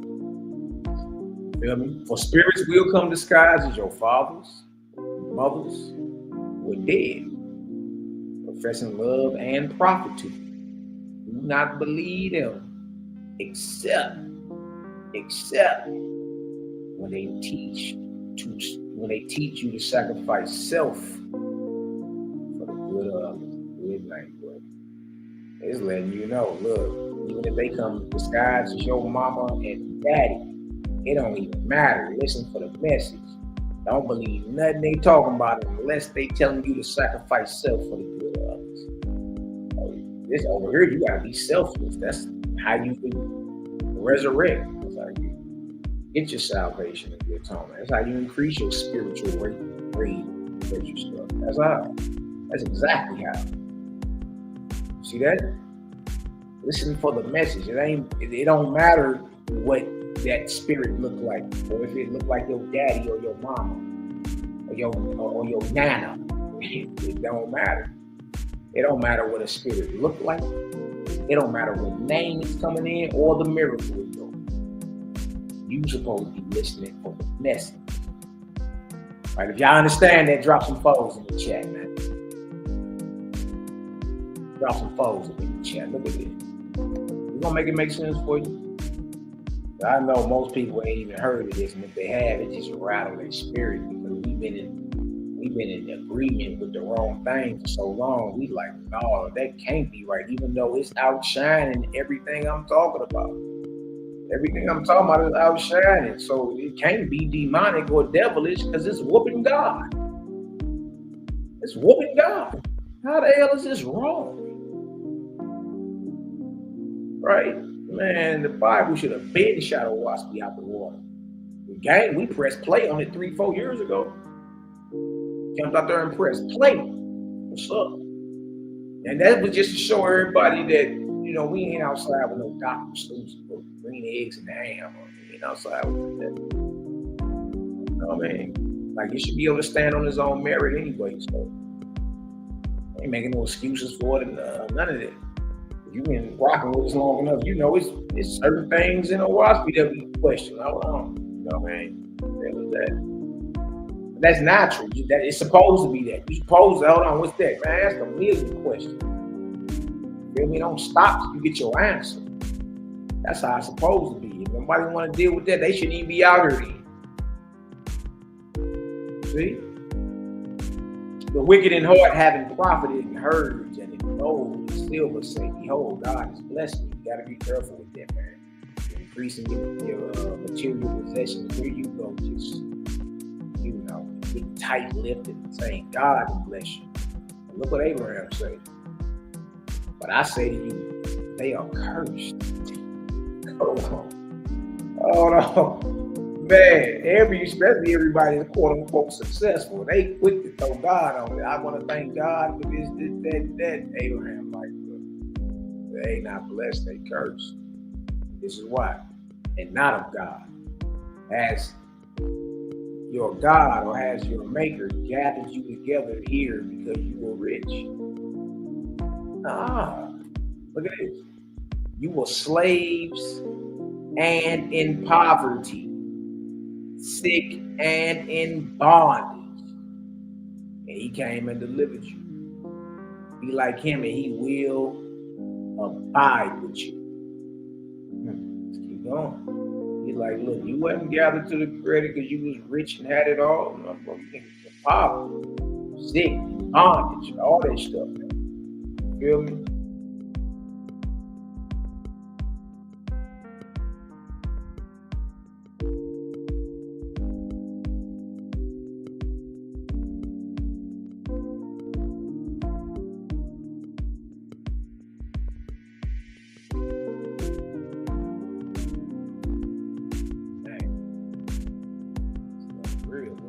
Resonate. Look at this. Chapter verse 10. First book of God, Oahspe, headshot. The Spirit says, behold, I am your Father. Say to him, it is well. What do you want? You learn how to communicate spiritually. And notice, you got to be a straight shooter. You got to talk to the spirits like they people standing right there in front of you. Right? And you got to be spitting with your bullshit meat on fleek. What you want, huh? What you trying to sell me? What is this? Nah, I'm good. Like, you gotta handle spirits the way you will handle people that you suspect may be trying to get over on. You can't be fearful and tripping off what it look like and the name and come in or even a verb was born. These are all means to deceive. Any type of spiritual experience you have, you need to be shooting straight, huh? And the tone of your voice need to let that spirit know, look, my bullshit meter is on 10 today. Anything sideways, I'm calling out, right? That way, the spirits know not to play with you. See what that spirit did with Abraham. He departed. Once he realized Abraham needed a higher law, he got up out of there. I ain't got no power over it. Hold on. If a spirit says, behold, I am your Father, say to him, it is well, what do you want? And when he answers you, consider if his words are of God, which are for the glory of the Creator. God is talking. God is giving praise to the Creator, his maker. Right? And if his words are not of God, you shall challenge that spirit, challenge that man or that spirit appearing like your father to prove himself. You got to stand on that. See? Ain't hard. You just gotta understand. Look, we make it practical and real. Now you know it ain't nothing spooky. It's just like, oh, okay. Yeah, anything come knocking at my door, I'm checking. I ain't giving out no passes. Like, what's up? What you want? It don't matter if they come disguised like your nana or your pops or your mother or any of your loved ones, right? You gotta answer them suckers with a tone that they know you ain't playing. You feel me? And it's just like the cat that's trying to hustle you or sell you something that's hot and you peep it. You speaking to him in a tone that's like, bro, look, if you don't get away from me with all that, and he feel it.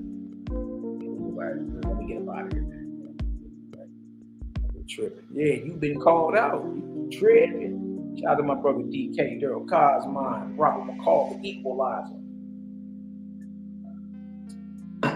Donatello of the Turtle Gang. What's the word, family? Love, life, balance to you, your family, your entire tribe. You know what it is. But yeah, man, but look, we just make it make sense, man. Look at this. Let's finish off the rest of what Abraham was teaching. After he had that spiritual experience with that false god, pump faking like it was his God, and they tried to get him to chop Isaac's head off. Huh? Offering Isaac up as a burnt offering. Feel me? As God is captain of heaven and earth to all righteous souls, so was there a Satan who was captain over evil spirit. That evil spirit just tempted him to kill his son. Look at that. And to the extent that the king's people do not have faith in the Father, so do their souls fall prey. Satan and his soul. Hey, look, it's your benefit. Tap into the God maker, the creator. Benefit you in every way. Other than that, you out here sitting duck. Dig? That ain't nowhere near what it is. You don't know we ain't no sitting ducks. Look at this. Yet neither shall man flatter himself by saying, behold, I have joined the Israelites. That's Oahspe. The faithless. My soul shall escape hell. For in that day and hour, God may be putting him to the test. to see if his heart is for good works and holiness. But because you profess God is real. Life of life, four finger bank. Because you profess God, you are doubly bound to practice godliness in your behavior toward men and angels. Bag dropping. Y'all get some understanding. Y'all drop some 8s up in the chat, man. We out here rolling. Shout out to the chat. I pray everybody get some understanding around this piece. We about to jump down to some history about Yeshua that is seen, aka the Nazarene. Okay, this is part 2 for the similarities and differences between Oahspe and Bible. You feel me? Man, there's so much. You know, a lot of people they scared, man. It's the most feared book in the world right now. Not because it's talking about anything evil. Not because of that.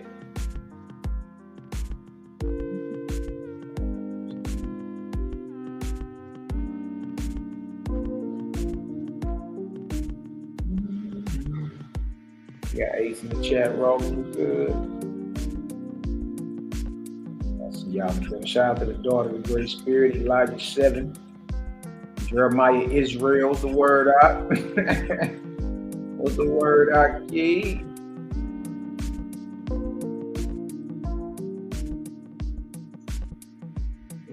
Good. Drop this in the chat too. See, like, y'all want to hop on, bro? It's all good. Drop this right here. Good vibes, man. That's my bro. See, like, Mr. Vibes. Hey, shout out to my West Indian brethren, man. Yeah. See, I just put the string yard in the link. Y'all on the chat, you want to hop on? You, Daryl, Cal, anybody want to hop on? Ron's Yogurt. Deshaun LaFay, looking at it. That's my sis right there. What's up, Mr. LaFay? What's happening? Jerry the Nazarene in the building. Salute, Jerry. What's up, bro? How you be, bro?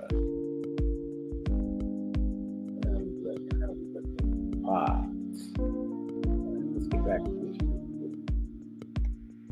Wow. Like we the ones out here drinking creek water or something. We lost our minds. Let's get into this. Similarity number 3, the story of Yeshua the Nazarene / insane. Dang. We got this misfit claim he got trying to debunk the historicity of the Nazarenes or the Saint. Boy, if you don't go sit down somewhere, you ain't even nowhere near built like that at all. You dig? And if don't nobody else know, you know I know. You ain't nowhere near built like that. So, you know, just sit on over there and lick your wounds. You need to catch up. Boy, it's been what 4-5 years since we started dropping these Nazarene editions and all that. Dropped 110 in a couple months, back to back. What you talk about? They dumped on you boys. Everybody quiet. And they want to try to catch up 4 years later. You know what I mean? No, it's time to sit down and learn. That's what time it is. I already put it all. I already laid the whole path out for the brothers and them. It's to come in Nazarene the same way. I already did it. Nazarene edition part 1 all the way up to part 110. It's right here on the channel. Go back. You got to go back and study each class, each series, each class is at least 4 hours. Doesn't have their 500 hours of teaching. What are you talking about? Let's get to this. See what Oahspe has to offer about this.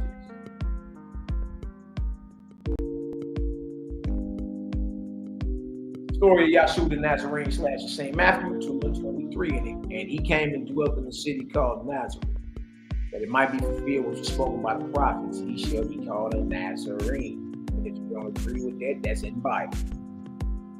Not our problem. Okay. According to the Bible, Yeshua was a Nazarene on the scene. At the time of his birth, there was a special star in the sky that moved the Magi, wise men to come and worship him. Matthew 2, 1 through 2. Now when Jesus or Yeshua was born in Bethlehem of Judea in the days of Herod the king, behold, there came wise men, Magi, from the east to Jerusalem, saying, where is he that is born King of the Jews? For we have seen his star in the east, and are come to worship him. Luke 2, 4 through 20. Now let's read all that. Now look at this. Also, according to the biblical narrative, the birth of Yeshua coincided with shepherds and an angelic host. You ever wondered who these angelic hosts were? Take notes, class is in session. God's book of Esther, Oahspe, birth of Joshua, chapter 42. God, Jehovah's son. Oh man, look at that. God, Jehovah's son. So God is the son. The Father is the creator. God, Jehovah's son, was wise above all these trials, for he had the light of Jehovah's kingdom with him. And it will be shown presently how much farther ahead the plans laid out by the creator's sons are, compared to those plotted by his enemies. Because Pharaoh persecuted the Israelites. Moses put a curse upon Pharaoh. Yeah? That was with the killing of the lamb, but the shedding of the blood of the lamb in Egypt, that was never commanded by the Creator. Moses did it himself and put a curse on Pharaoh that followed him into the afterlife, bound him. And only Moses could come and take that curse off of him. After death, he had a work to do. Like, dang, I should just forget him, but I put a curse on him that bound him. He was being evil toward us. And after hundreds of years in the lower heavens, behold, Pharaoh was cast into hell. Dang. And then into chaos. And no one but Moses could deliver him as had been previously described. So in part 1, we went over that. You know what I mean? Like, dude was jacked up after death. Where he went through his judgment, went through hellfire, then was thrown into a hell knot. By the time he got delivered out of that sucker, he was like, I can't get jiggy with this shit, man. Like, what the hell? He just kept saying, Moses, Moses, Moses. So the higher raised angel was like, go get Moses wherever he at. And you know what I mean? And Moses off somewhere in the higher heavens, you know, becoming more advanced. But when he seen them come through the door, he knew. He said, yeah, I will back. I mean, I speak that, I gotta clean it up. I'm the one that put the curse on him. I'm the only one that can get it off of. And that's the same system in order dealing with credit. You still did, you gotta clean it. See that? Look at this. So Moses, all this is coinciding with the birth of Yeshua. Bible called, who Oahspe called Yeshua. See? All this is coinciding. The angelic host, the birth of Yeshua. Moses having to put some work in and redeem Pharaoh, who he cursed. Pharaoh and his people cursed him. And it followed them into the afterlife. They was bound, lower heavens, and thrown in the hell knot. So Moses descended from the higher heavens and delivered Pharaoh, provided Pharaoh a new name. What name is that? Look at his name right here.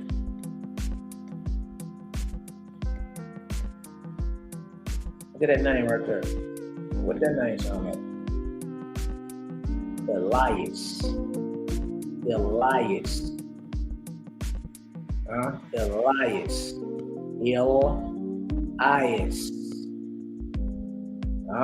What was Jesus howling on the cross? Eli, Eli, lama sabachthani. They said, why he calling on Elijah? Or why he calling on Elias? They thought he was calling on Elias or Elijah, a prophet. Y'all, that was the name of the leader of the angelic host that was guarding the Essenes and the Nazarenes. It just so happened to be the name that Moses gave Pharaoh after he was redeemed. Wow. Pharaoh's new name in the heavens was Elias. The very Elias they thought Jesus was calling on when he was hanging on the cross. Wow. The man's name is Elias. Oh man, now Malachi, that may be a stretch. I got you. I know. Get to go. I know. It's taken out.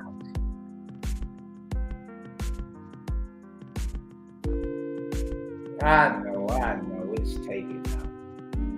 Go ahead. Show you out it. What you think? You think a plan? Hold on. Show that and come right back there. Pharaoh's name in the heavens was Elias. Who they thought Jesus was calling on? Matthew 27, 46 and 47. Good night, boy. Matthew 27 and 46. At about the 9th hour, Jesus cried with a loud voice saying, Eli, Eli, lama sabachthani. That is to say, my God, why hast thou forsaken me? Some of them that stood there, when they heard it, said, this man called for who? Elias. Hold on. Let's make sure. Go back to the Strongs. All right.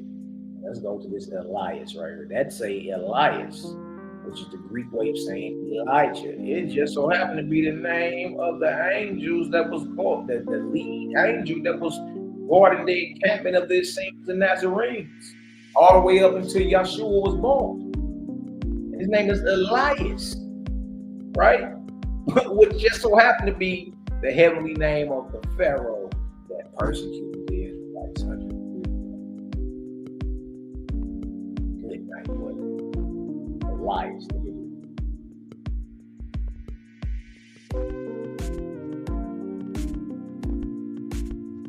Good night.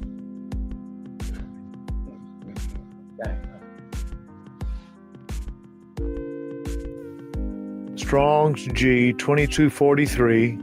Elias.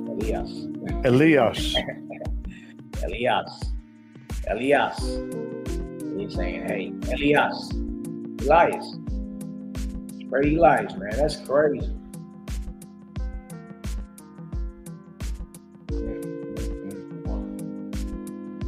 Good night.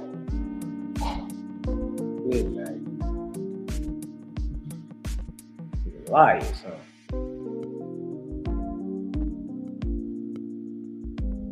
They thought the man was calling on Elias or Elijah, but that just so happened to be the name of the Elias is the name of the heavenly name of the Pharaoh that persecuted the Israelites, delivered by Moses. Good night, boy. Now let's go back. Okay, be safe. Let's go back. Share this tab real quick.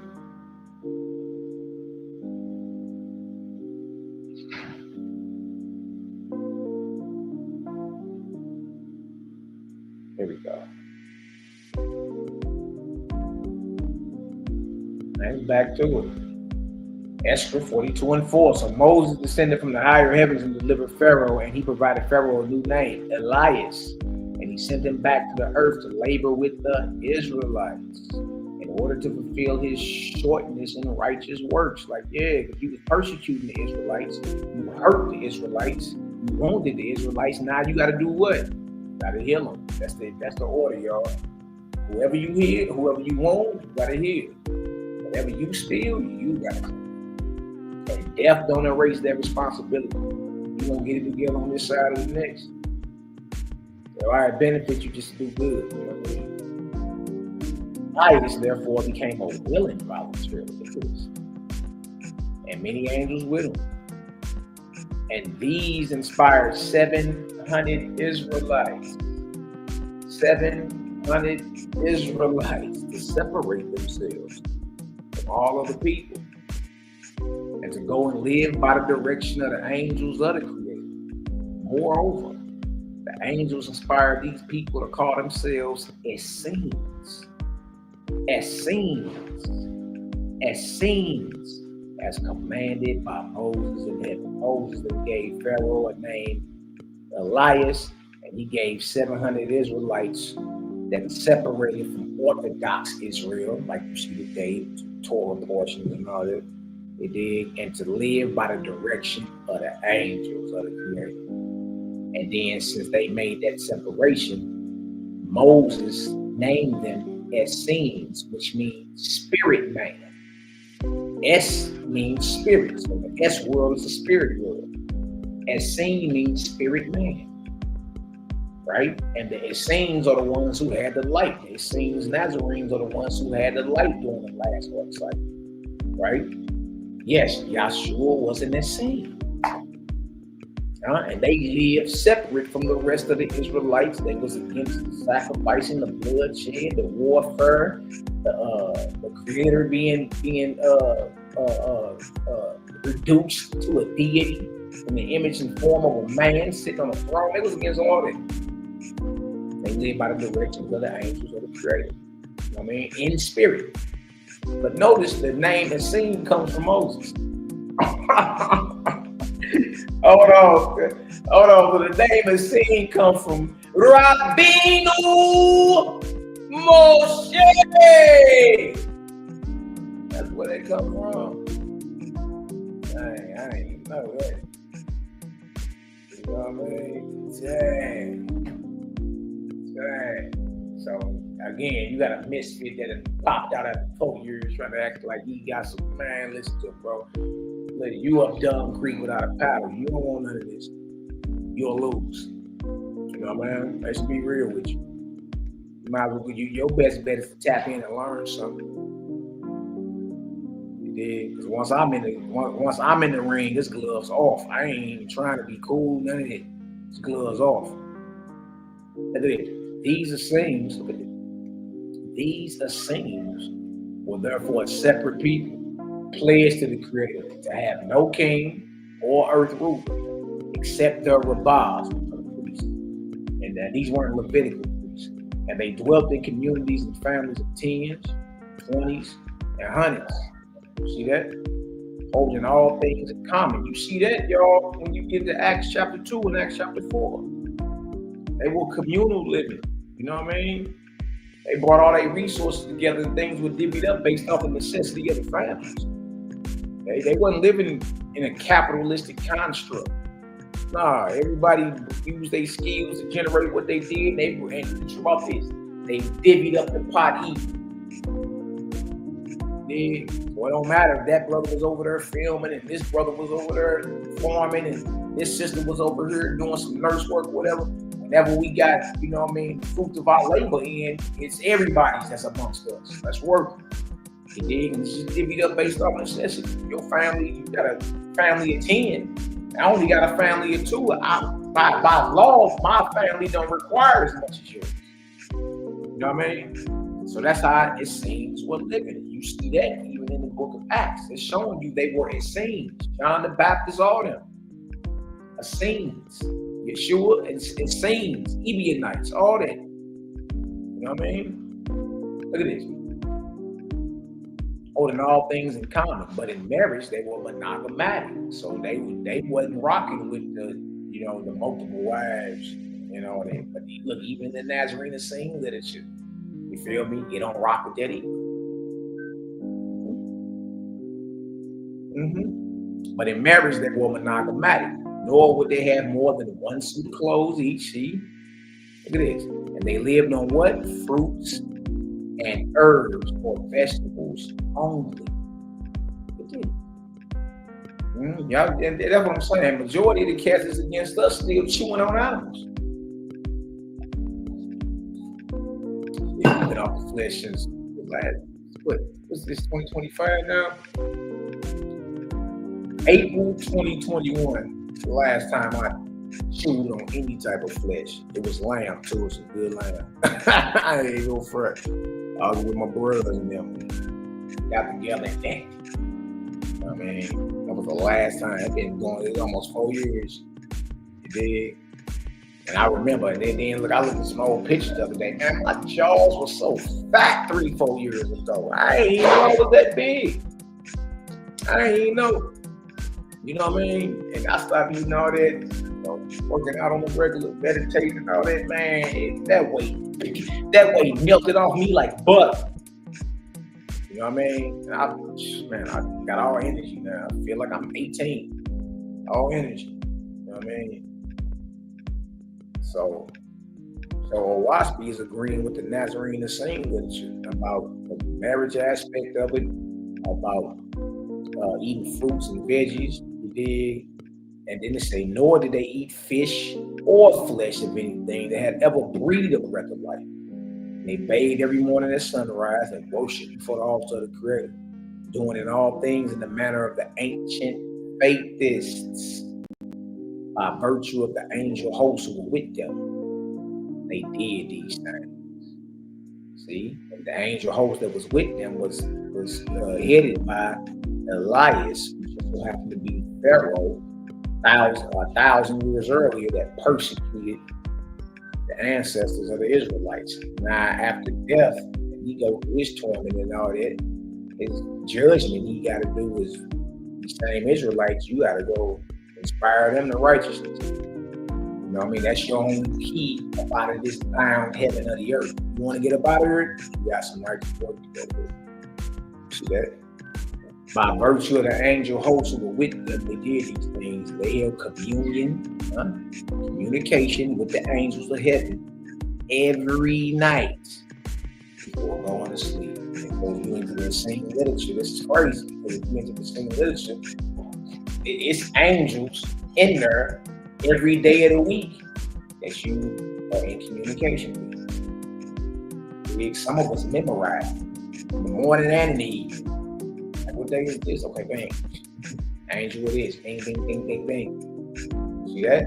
So when I crack Oahspe open, it's saying the same thing, from the marriage to the diet to the angel communication, down to the bathing every morning, all that. I'm like, damn. So either JBN plagiarized this same literature from Edmund Bardou-Sazeki, or he didn't. Matter of fact, he couldn't have plagiarized it because Edmund Bardou-Sazeki didn't write none of the Essene Gospels based off what he got out the Vatican, you know what I mean, until the early 1900s. So how the hell do JBN even know this? If the Essene literature wasn't written to the early 1900s, this was written in 1881. How the hell we know this down to the letter? It's exactly what they were doing according to them. You know what I mean? It's like, dang, that's crazy. Look at it.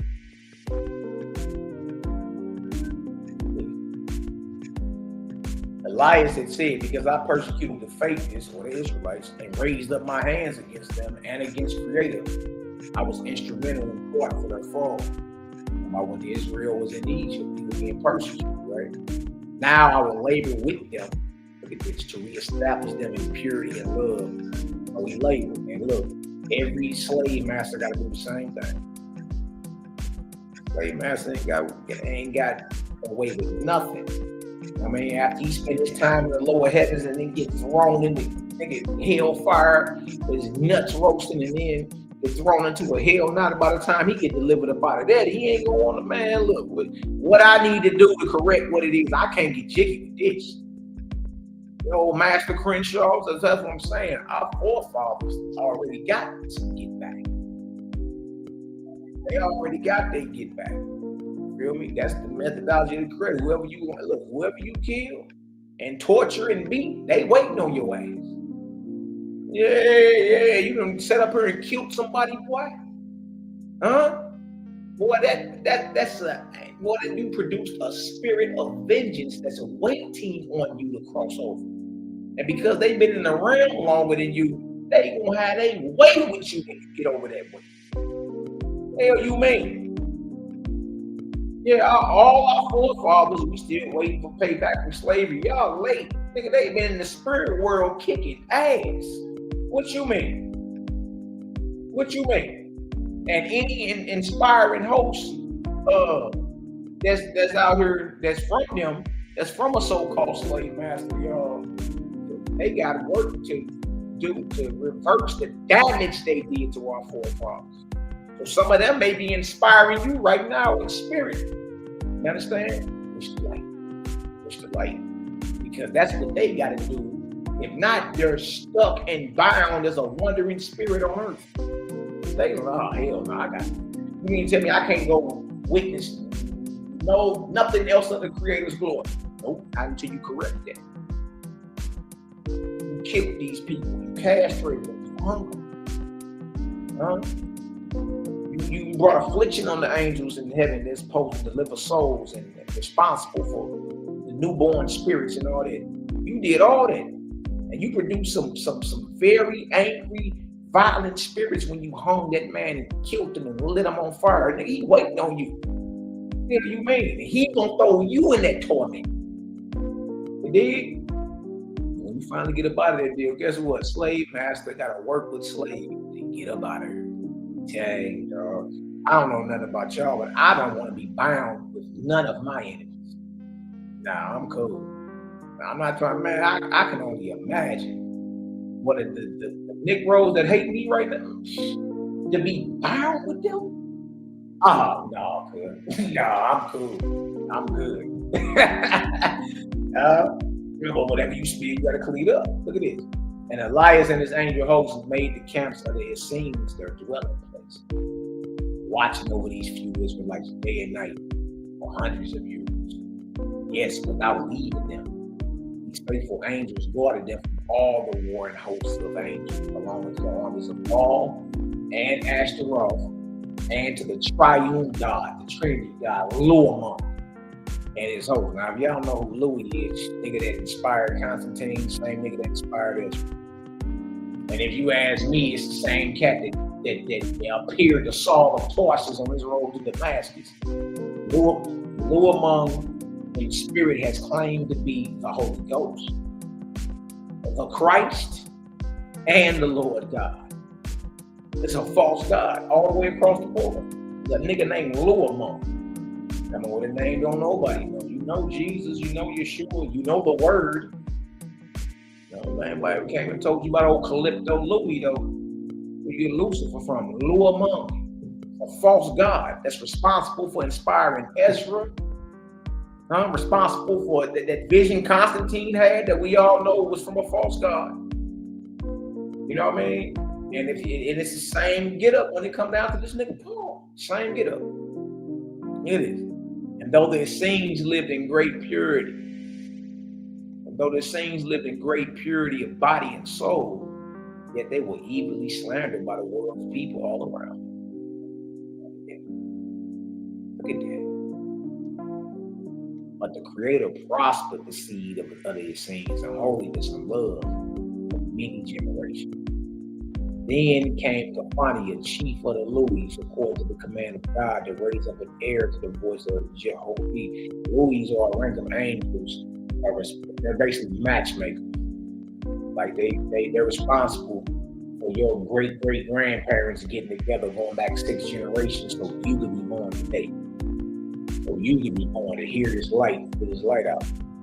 Feel me? Or you got ranks of angels that are like geneticists, like spiritual matchmakers, right? And certain people got to get together under certain spiritual vibrations to produce an air that can hear the voice of the Creator, that can bring, like, receive the light of the Creator and get it out to where it's understood. So you being here ain't no mistake. You know what I mean? This dang, look, 6 generations is 200 years. And this thing, go think about 200 years ago, is 1825.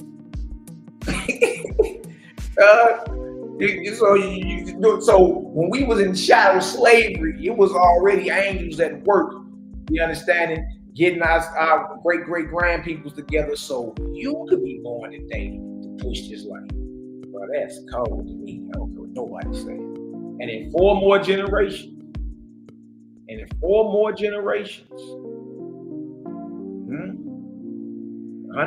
130 years, an heir was born. Named who? Joshua or Yeshua. Look at this. And he was the child of Joseph and his wife Mary, devout worshipers of Creator, who stood aloof from all the people except the Essenes. Good night, boy. Joseph, Mary, Joshua, and yes, they were Essenes. You see how the Oahspe is that decoded? Oh, wait.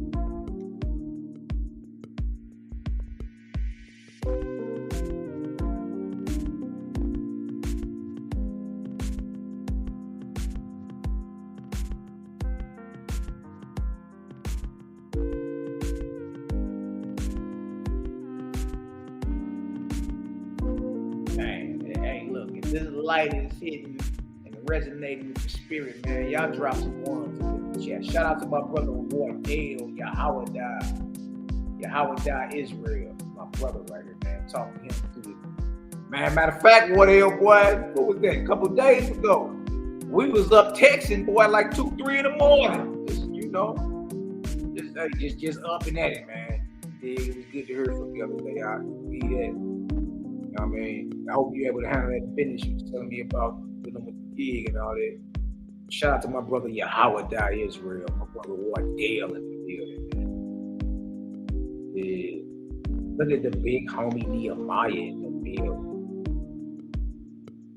You know what I mean? Blue among is the inspiration behind any modern day Christianity mode. Facts. Yeah. So nah, man.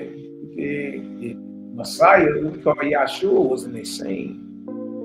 Nazarene, it's the same thing. You know what I mean? It's just different branch of the Essenes, but we talking about Joseph and Mary. Essenes. We talking about what they ate. No fish, no flesh, fruits and veggies. It was monogammatic and merged. You know what I mean? They lived in communities, had all things in common. Yeah. Now it makes sense. It's like, oh, okay, that's how they was getting down. Look at this. Hit this a little bit more, we gonna get on the back here. We can come back to part 3, because there's so much more still left to bring out. Look at this. The time of the birth of the child was 3 days after the descent of a heavenly ship, throne of God. Remember, going in the story, when you read in the Bible, they call it the Star of Bethlehem. Remember that? Remember that the Magi was saying they saw a star and all that? Watch this. The time of the birth of Yeshua, the child, was 3 days after the descent of a heavenly ship, the throne of God. And many of the Essenes looked up and saw the star. Remember, there were shepherds in the field. See? That's in Luke the 2nd chapter. And saw the star, and they felt the cold wind of the higher heavens fall upon the place around the tent. Now that's amazing right there too, because outer space is cold. The space between the sun and the earth is negative 447 degrees Fahrenheit. It's ice cold. It's freezing cold in space. So for this little detail to be in there, you feel me, is a game changer. James Webb Telescope, you can look at the James Webb Telescope and see exactly what temperature is operating at. It's negative 400 some degrees Fahrenheit right now. So for this to say, and they felt the cold wind of the higher heavens fall upon the place where the child was born. They said one to another, Creator, remember us. The body of the chief angel of the Louis beforehand that the birth would be. He sent out around the Essene encampments extra guardian angels, and these notified the descendant host of heaven what was near at hand. So the messengers from heaven stayed until after Yeshua, the child, was born. Acquainting Elias of the time ahead, when Moses and Elijah with their hosts will come to complete the deliverance of the spirits of the Egyptians whom Moses had colonized the atmosphere. The birth of Yeshua, and then you got the transfiguration and all that too. Moses and Elijah. Dang. Look at this. Elias said, "Thank Jehovah, thank Creator. I shall once more look upon Moses' face." When the birth was completed, the angels of heaven re-entered their who? Starship. Their starship. So on this ship, this star of Bethlehem, on this star, this ship was Moses and Elijah at the birth of Yeshua. But this ship also was coming, not only just to announce the birth of Yeshua, but also to deliver Elias, the angel, and the Egyptians up out of the atmosphere, the bound heavens of the earth. Now they get to witness more of the glories of the Creator. but not until they finish doing a redemptive work with the Israelites, whom they persecuted 1,000 years earlier. Great is just, man. That makes sense. That makes sense. I bet, look, I bet it ain't not one nigga joke dripping off their lips. Not one.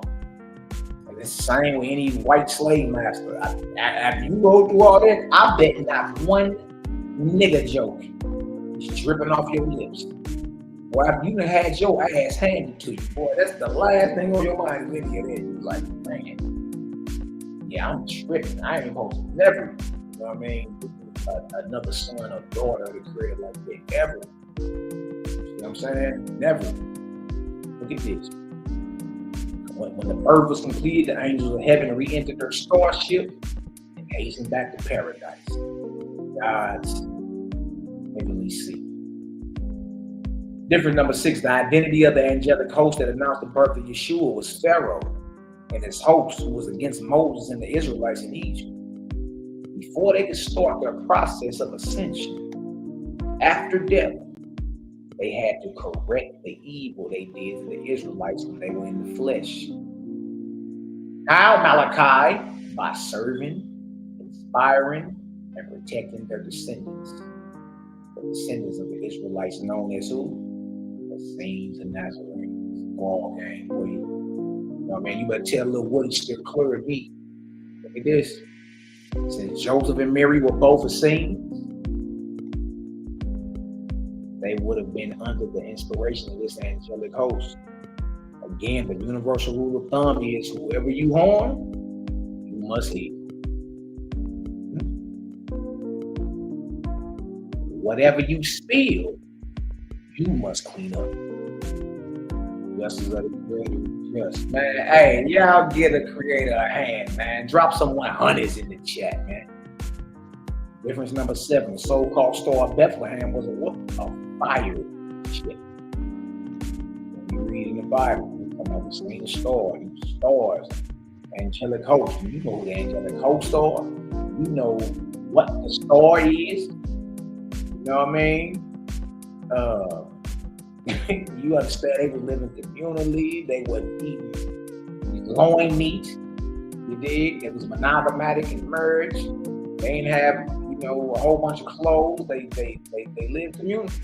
You dig? It was just all in with each other. You know what I mean? Drop them 100s in the chat for the Creator, man. Praise Him, all of us. No matter what nobody's saying, you dig? And we can't never say that enough. Like, we ain't the ones putting no evil jacket on Creator, ever. We the ones putting the distinction and showing you the differentiation between the Creator, a God, a Lord God, a Savior, familiar spirit, all that. Shout out to the real Yeshua, man. Jesus, Yeshua, the real one, the Essene, you dig?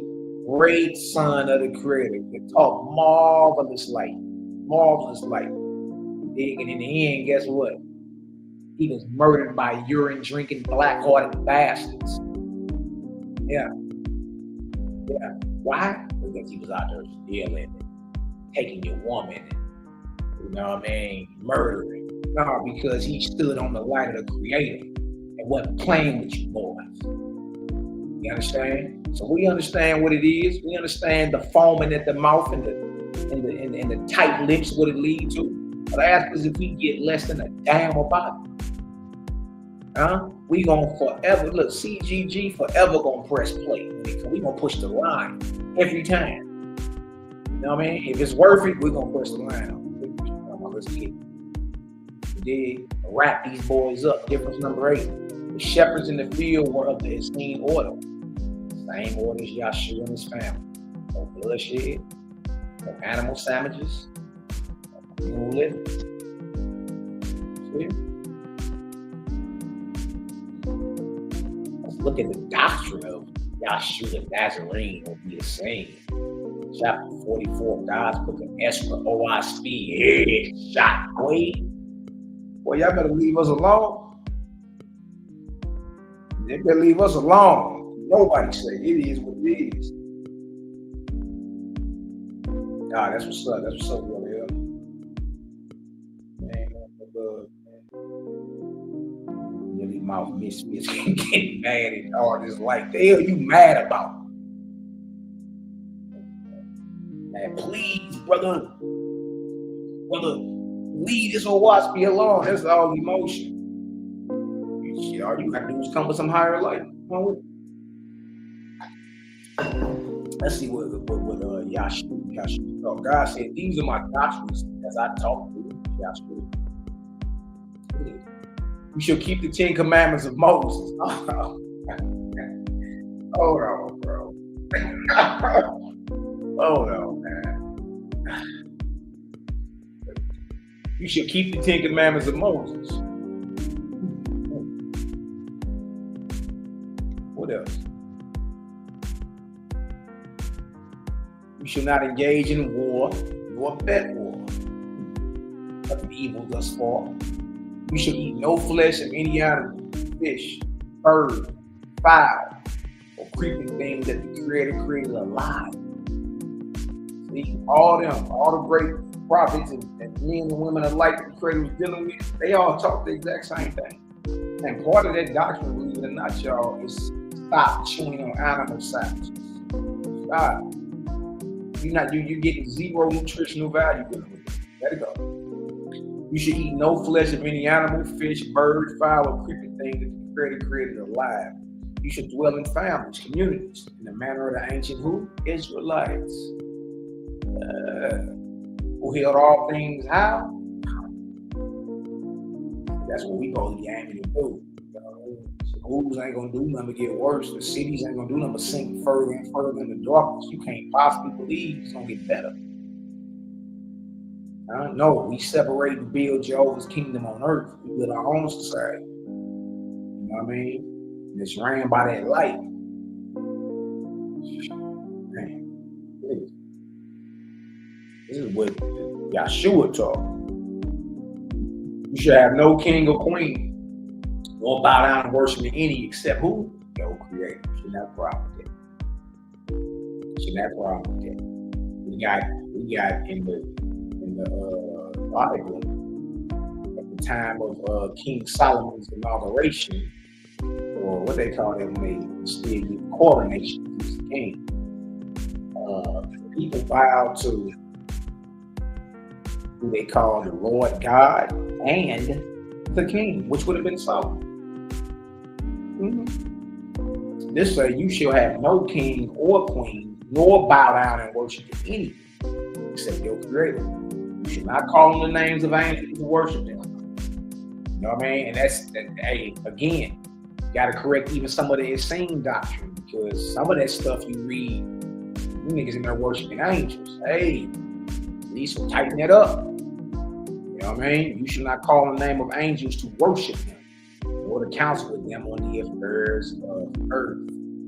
Take another part of Oahspe, you'll fall in the darkness. Like that's the book of Discerning, chapter 2. Whoever consults the spirits about earthly matters shall fall in the darkness. So don't be trying to get no Powerball numbers. Talking about you spiritually communing. Look at this. You should love your neighbor as yourself, and do to your fellow man, and you would have him do to you. That's in the Bible. Y'all already know this. You should return good for evil, and pity those who sin. That doesn't say an eye for an eye, tooth for a tooth, but I say return good for evil.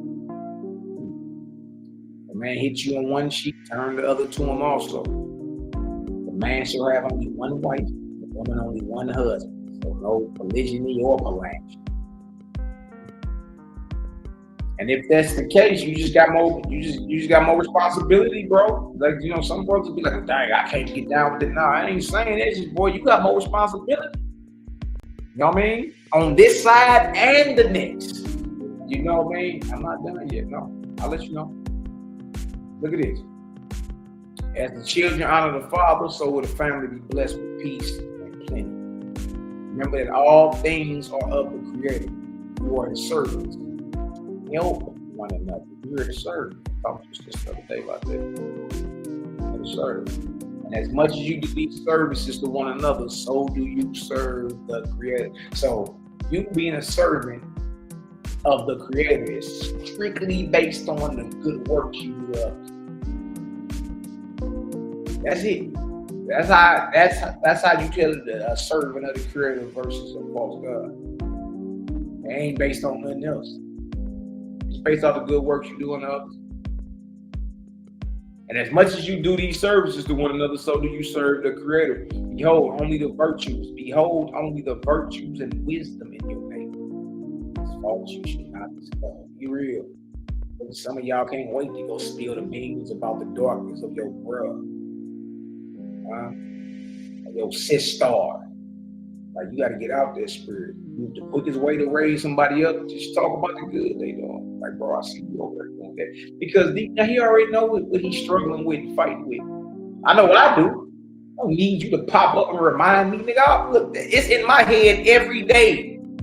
Like, so the best way to raise somebody up, get them to conquer it, or to operate, you know, from a higher spirit, is to behold only his virtue and wisdom. Don't even bring up where he's short at. See that? You learn it. It's practical. His matter are with his creator. His matters are with his creator. Do not call, look at this. Do not call on the name of any God or Lord in worship. Worship creator on, Jehovah on. Hear that? Don't call on the Lord God. Lord and God's are titles bestowed upon angels, one-time men and women. Hell, you doing worshiping a man or a woman. Don't call on the name of the Lord or God in worship. No. I mean, you got to get that about your vernacular. Look at this. When you pray, let it be in this manner. All right, y'all? So let's resonate in your spirit. Jehovah, creator who rules in heaven and earth. Hallowed be your name. Reverend among men. Sufficient for me is my daily bread, and as much as I forget those who trespass against me. So forgive me and make me steadfast and shun temptation. For all honor and glory are yours, worlds without end. Amen. To visit the sick and distressed, the helpless and blind, and to relieve them. To provide for the widow and orphan, and keep yourself unspotted before me. These are the way of redemption. There you go.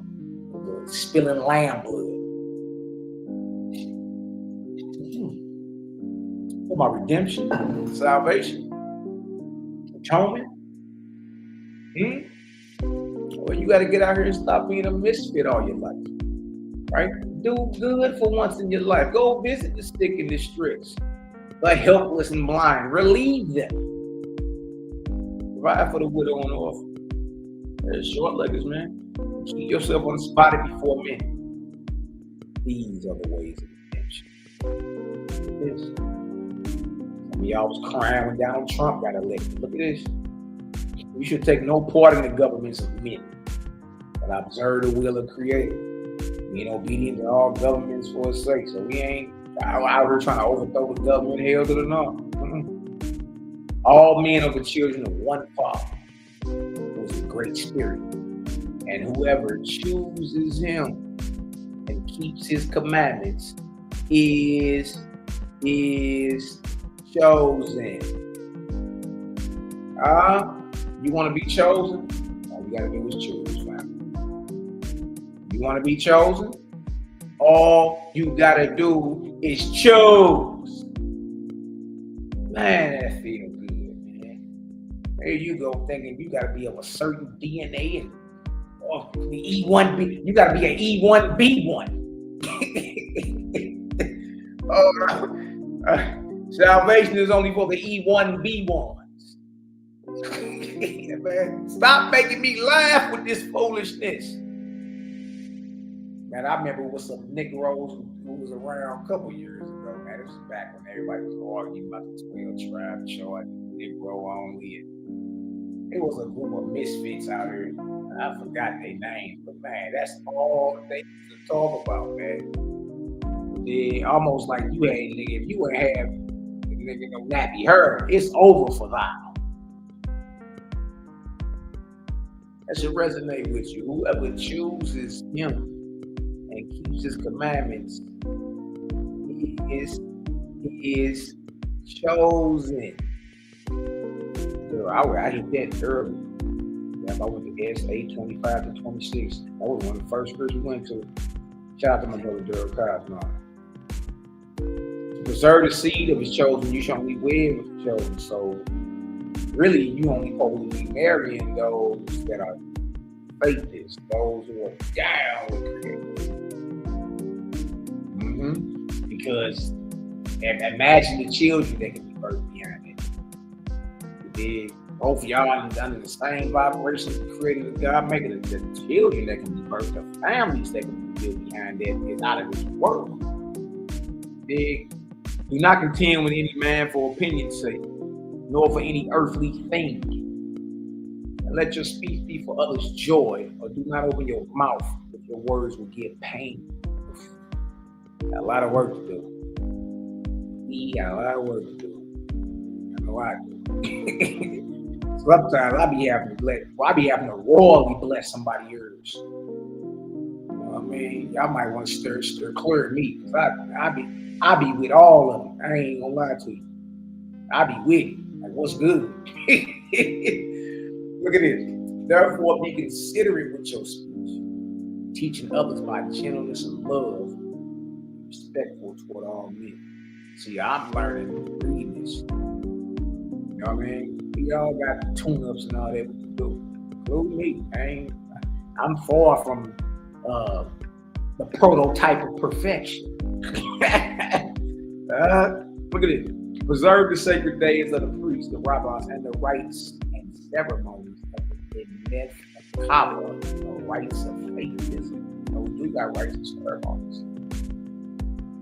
That's in that book of Safar, and this is powerful. You know what I mean? It's like a question and answer type. You understand? Making sure you type with creative. Like, oh, okay, yeah. For 3 years, Yeshua traveled among the Israelites, preaching and restoring the ancient doctrine. They were gathered in groups of 10s, 20s, and 50s, more than 2,000 Israelites. Just look how powerful Yeshua is and was, man. More than 2,000 Israelites of the ancient order of Moshe, who became steadfast followers of the teachings of Joshua. But because of persecution by the apostate Jews, the Orthodox Israelites today, they kept themselves aloof from the world, having signs and passwords by which they knew one another. So we knew the faith, the ones that came up with that mudras. And the gang signs and everybody's throwing under the wrong vibration. It was the faithists that came up with their hand signals in righteousness. You dig? They just doing it. They doing it, not knowing what they're doing under the wrong vibration. You feel me? But because persecution was hitting us, we had certain hand signs and passwords. You know what I mean? That we would throw up and give. So we would understand how to recognize one another. Right. First, the god Baal, and after him, Thoth inspired the kings and rulers against these faiths, and they proved them by commanding them to do what? Eat flesh.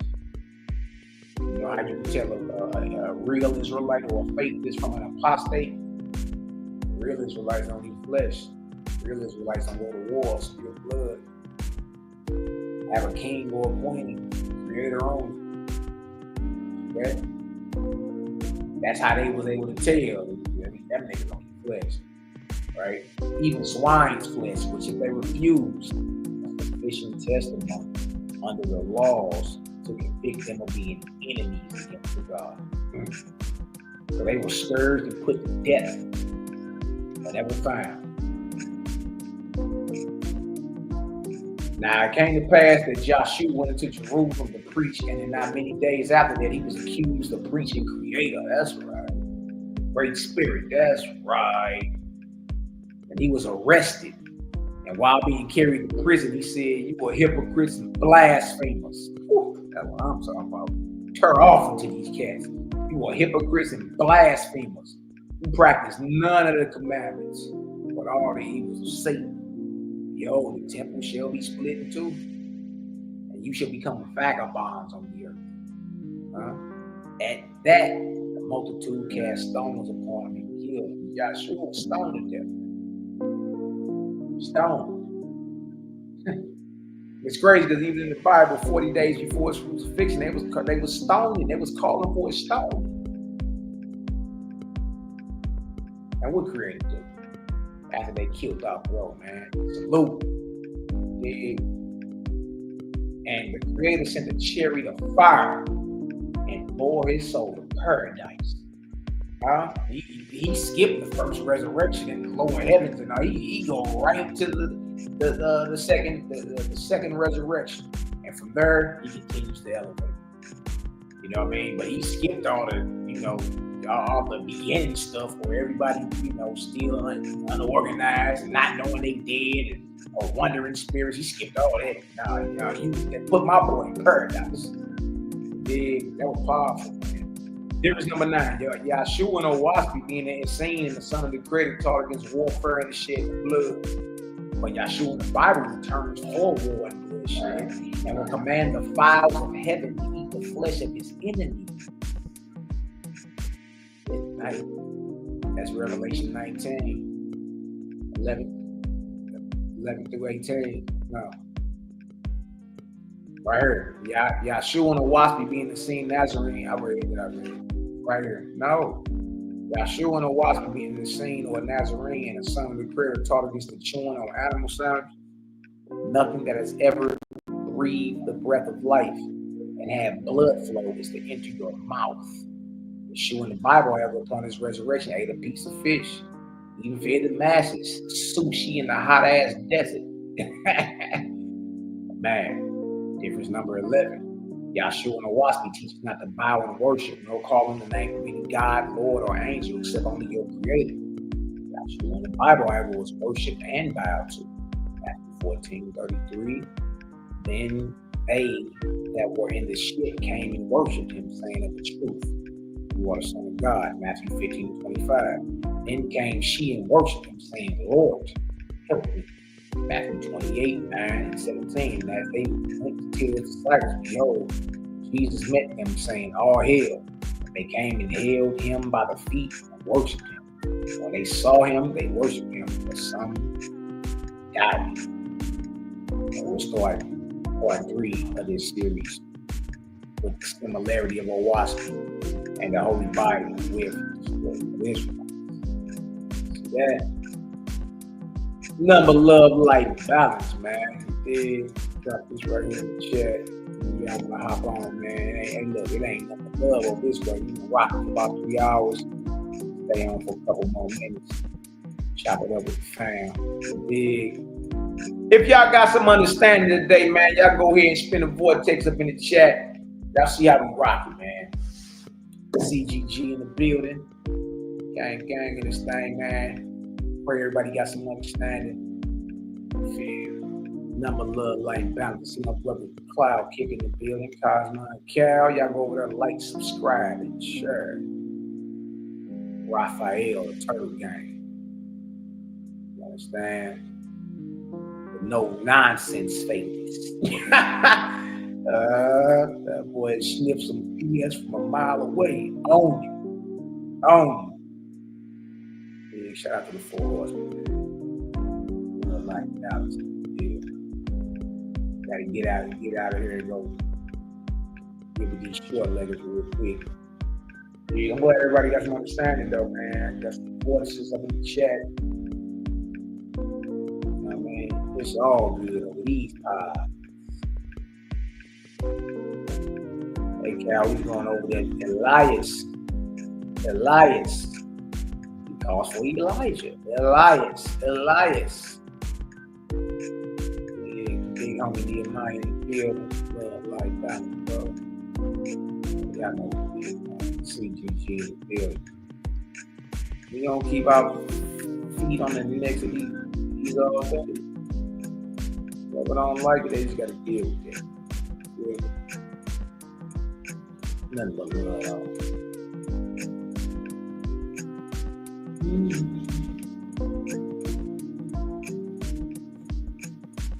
Yeah, man, ain't nobody about to hop on. Get off of here.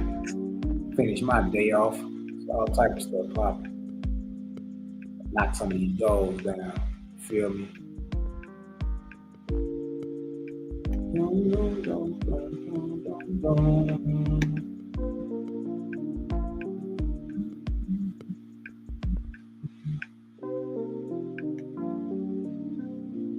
Yeah. We went over there, Carol.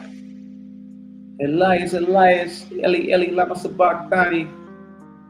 Hope it's done, family. I have it ready. Be ready for purchase. I got to upload it to Amazon KDP. It be ready for purchase though. January the 30th. It's on for February 1st, but the 30th is my soul day. So I said I might as well go ahead and release it then. That's the book cover. We got it coming out in ebook and paperback. So from darkness to determination. A practical guide on conquering depression and trauma by yours truly, your brother Malaki Macabee. We almost done. What's up, man?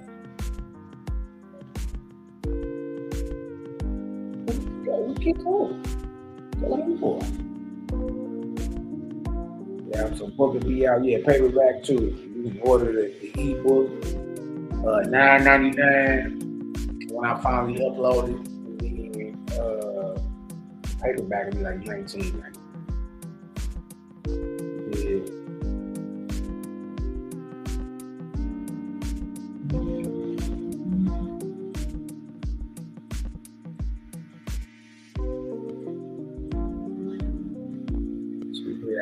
That'll be out sometime next week, fam. Doing our thing, man. CGG. Got a gang of other projects too. You know, we gotta do something for the short leggers, and man, we just busy, man. We in motion and we working. You feel me? So I definitely the day is ready for purchase. I'm gonna do a class. You know what I mean? We sit up and go over, you know what I mean, a couple key points and all that. About to put a course together on it too, because you know people about to be, you know what I mean, question. So, you know, remember it's a practical guidebook, so we gonna go through it and, you know what I mean, make it even more practical. But those don't make any sense. Yep, color in the book, got that. You already know, y'all. You know how we doing. We got our brother Cloud kicking the building. Let me I'll let the Cloud take this off the screen.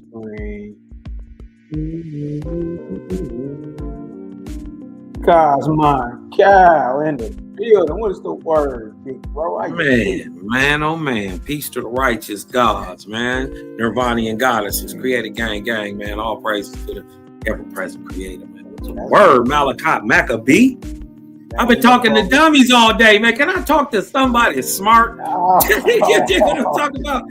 Bro, they bring my spirit down sometimes, man. I ain't gonna lie. That stuff wear on you. I know, man. You be like, bro, you dig what I'm saying? Today ain't the day. Today ain't the day, man. What you had going on, man? Who you was talking to, bro? Oh, man, brother. People telling me the earth is flat, ain't no space. I said, what do you call that region between your eyes? You dig what I'm saying? It's just, you dig what I'm saying, man? It's just so much tomfoolery going on, man. Spiritual darkness. And you dig what I'm talking about? Your boy be in them cuts battling. Yeah. You dig what I'm talking about? Still giving up creator light, and they can't deal with me. I know, bro. It's almost like I was saying earlier, these cats act like we over here reading out the Grimoires or something. Like we. Yeah, I don't know what they be thinking we doing. I had to body bag the homeboy the other day, man. This the homie too. You dig what I'm talking about? Calling me a Bible thumper, and you dig what I'm talking about? You know, and I said, bro, you must not really be watching what I'm doing. You can't be. You can't be. You dig what I'm talking about? Boy, I spazzed on him, and you dig what I'm saying? You know how I went. I took it all the way there. Yeah. And you dig, they don't be ready for that, because you dig what I'm talking about. They don't be ready for somebody to shine as bright as you are dark. Exactly. Yeah, exactly. Right. And ain't no back down, ain't no soft nigga, ain't no timid nothing, ain't no, you know, Malachi, could you please, sir? Right. You know, right. You want me to turn down, you think, but you ain't bumping to a brother that's got even more zeal than you in righteousness. And you doing your confusion you got going on. That's what cats didn't like. Like I remember JJ and them was like, man, start talking, y'all supposed to be quiet. I don't know what the hell y'all thought it was. Yeah. Where? I mean, we gonna press the line every time. We just Right. read And Yeshua. my thing is come with some knowledge. Come with some knowledge higher. We just read Yeshua. Yeshua just told them, called them all hypocrites and blasphemers. Like y'all ain't even about none of that life y'all talking about, man. Y'all the sons of the serpent. The devils. Yeah, right, man. You dig what I'm saying? He was on their hind paws. They said he was a severe preacher. That's right. That's right. He ain't cut no slack on him. He ain't This is why it's something in Oahspe that's in the Bible, but I believe that version when Jesus went there and spazzed on the niggas in the courtyard. Yeah. I believe that part of the story, dog. I think he might have just got fed up. Man, look what we got up on the screen, bro. And this goes to what you was just saying, because you was like, you've been arguing with cats all day, right? And look at some of now. This is how far the curve CGG is. I ain't even mean braggadocious. I'm just saying, like the arguments that these cats have, and they don't even read Oahspe. They don't even know it come from the false gods. Watch this. You know, and when I say false gods, I ain't necessarily talking about your Orishas and all them. The true God is chastising the four false gods: your Christ, your Brahma, your Buddha, and your Allah. Specifically. Now watch this. It say, this is Esdras 55:1. God said, in the name of the Creator, how can I find an excuse for your behavior? When my angels taught man how to make a capstan, a screw, a telescope, and a compass, behold, your emissaries inspired my chosen to be tortured or put to death. So all the innovations that was there to advance mankind and bring them into further understanding of the Creator, the false gods had their emissaries put the ones who were being inspired by true God to death. Look at this. When my angels inspired man to comprehend and announce the glory of the stars and planets, you put my chosen to death through your vindictive angels against Creator. These things were accomplished when my angels taught man by inspiration that the earth was round instead of flat. You false gods, sent spirits of darkness to inspire the death of my philosophers. Cal, talk to us, bro. Well, for anybody who wants to look up any of this, look up Galileo Galileo. Yep. You dig what I'm talking about? Why was he oppressed? He went against what was being taught against the Bible. He was in prison. He was enslaved. He was in torture. You dig what I'm saying? Because he taught against what the Bible was teaching. This is, and then what you should Google is Christian or scientists who were oppressed by the Catholic Church. Watch the various numbers, and then remember the Earth is. They've known the Earth was round since ancient Egypt, 2600, 2700 BC. You dig what I'm talking about? Or 1,000 years ago, around 700, 600 BC. You know what I mean? They already proved the Earth was round. So the fact that it keeps going in and out of remembrance, and different people conquer a people and then put a whole new doctrine on them. You know what I mean? And this is what religion does, especially through the Catholic Church, brought about around the Catholics. The Catholics. You dig what I'm talking about? The quote unquote universalists. And they at one point start teaching your flat earth doctrine.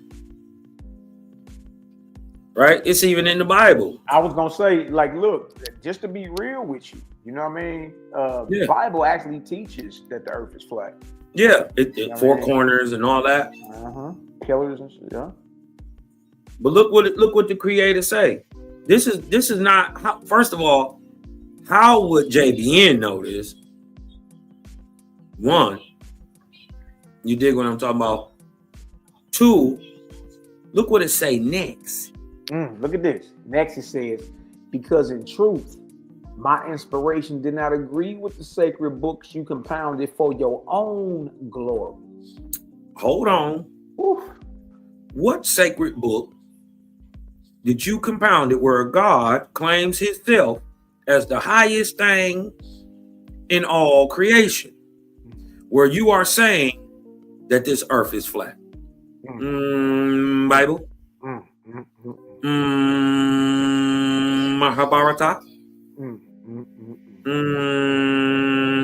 Can we keep going on? Look at verse 6. Yes, you palmed off your compilations from other false gods as being creators, and you played upon the honest innocence of man's understanding, contrary to the will of the Almighty. Look at this, verse 7. You have held your sacred books up and said, here is the ultimate. Beyond this no man shall go. And you knew all the while that any fixed revelation could not be true. Because so that throws a monkey wrench in Revelations. Yeah, look at the end of the verse. It says, because all the universe is in constant progress. Go ahead, bro. Look, simple Google search. All you got to do is go on your phone and ask your Google.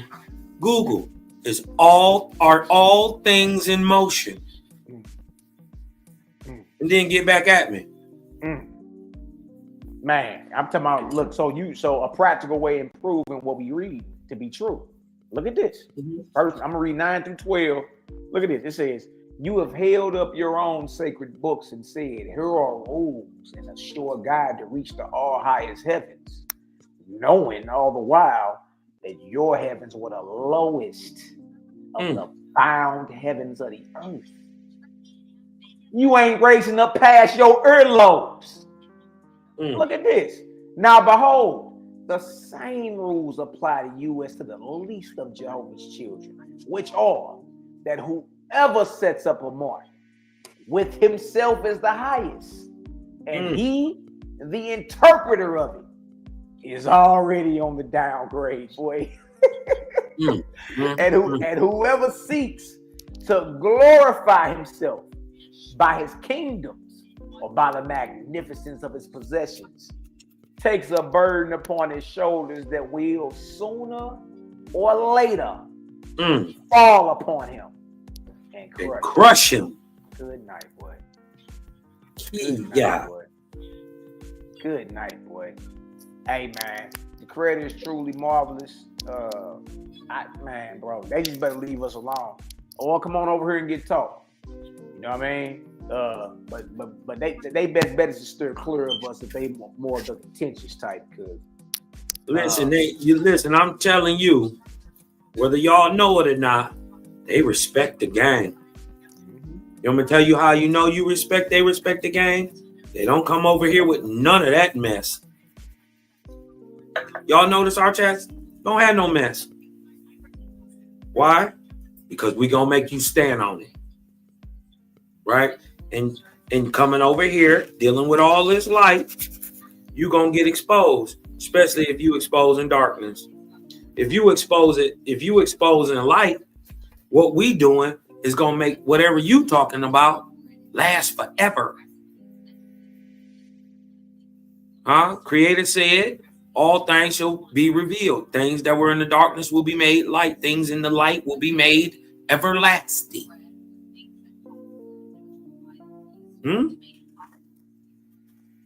So you dig what I'm talking about? This is another reason why all good things come from favors.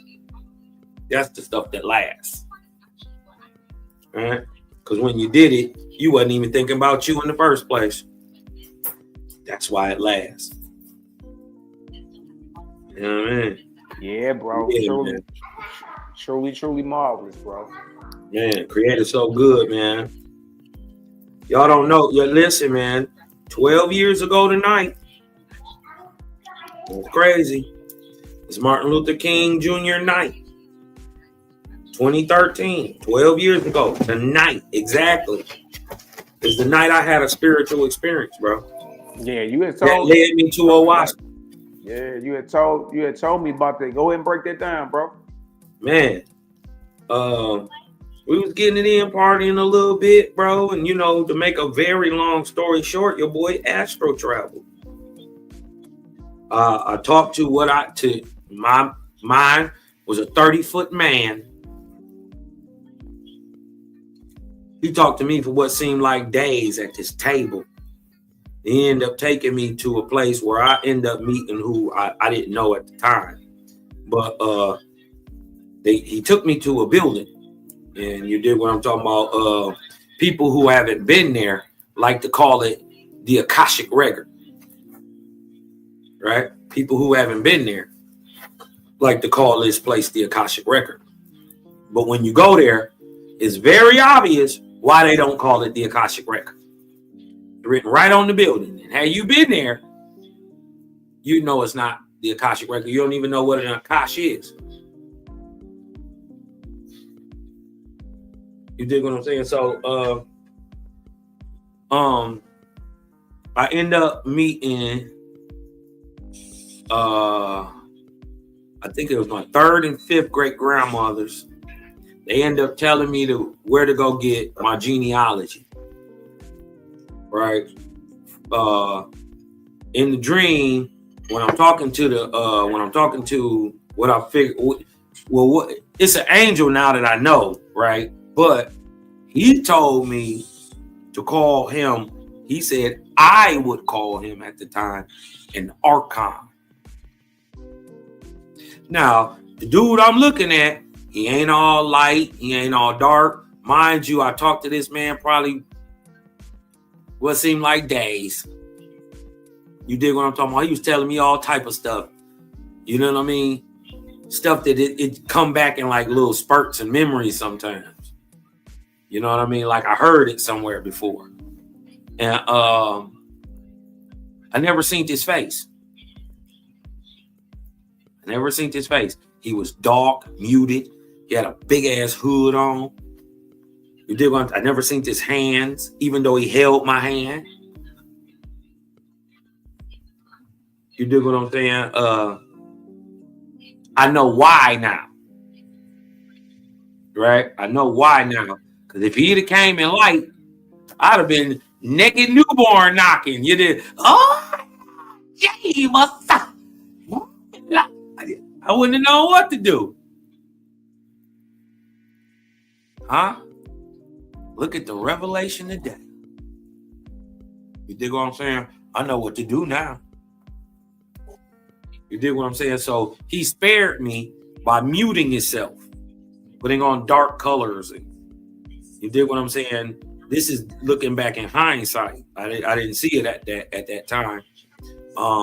I end up meeting my third and I think fifth great grandmothers. They tell me where to find my genealogy. It's already written out for me.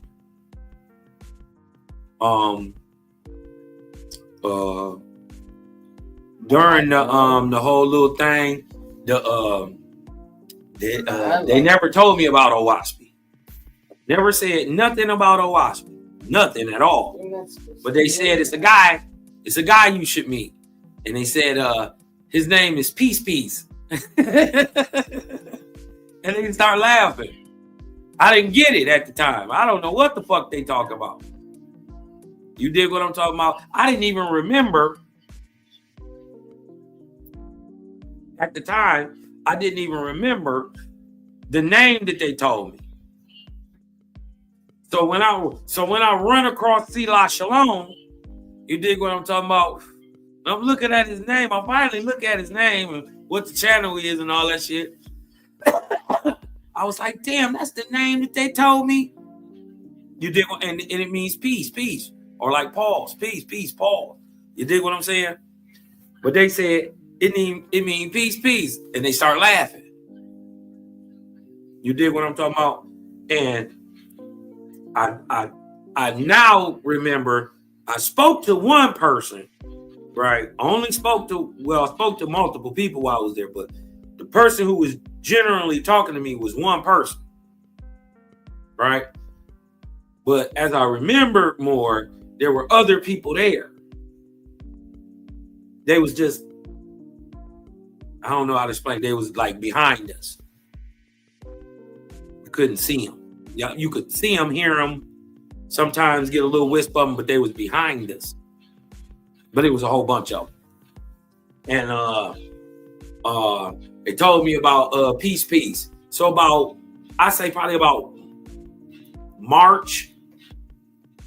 February, March of 2013, I ran across Selah, and I think he was doing a show on Abraham.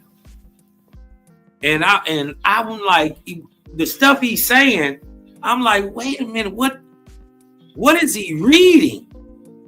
Right? After this time, I probably done watched a couple shows too, and then I noticed his name is Peace. Shit clicked, boom. I'm like, what is he reading? And then, this is the Bible of Oahspe from the Cosmos Bible of Oahspe from Jehovah. You dig what I'm talking about? And his ambassador ages. You dig what I'm talking about? So I go looked at, and it's been a wrap ever since.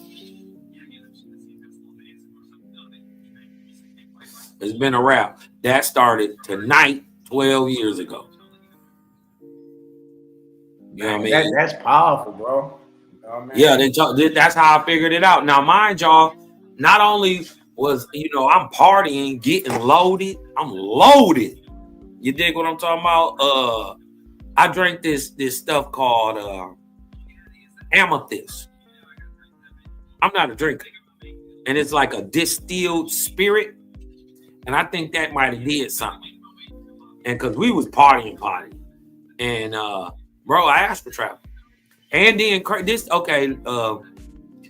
he showed me a lot of stuff anyways, right? We'll be here all day actually telling you the story. But this is one of the most memorable parts. When I'm going back to my body, right? I'm talking to cuz, you dig what I'm talking about? And we moving back towards the earth, right? So I look over my shoulder and I see these, it look like stars, and they way off in the sky, but they zigzagging. You know what I mean? So I happened to catch a look at that. You dig what I'm talking about? We still moving. You dig what I'm talking about? It's kind of like we walking, but we not walking. We just moving. And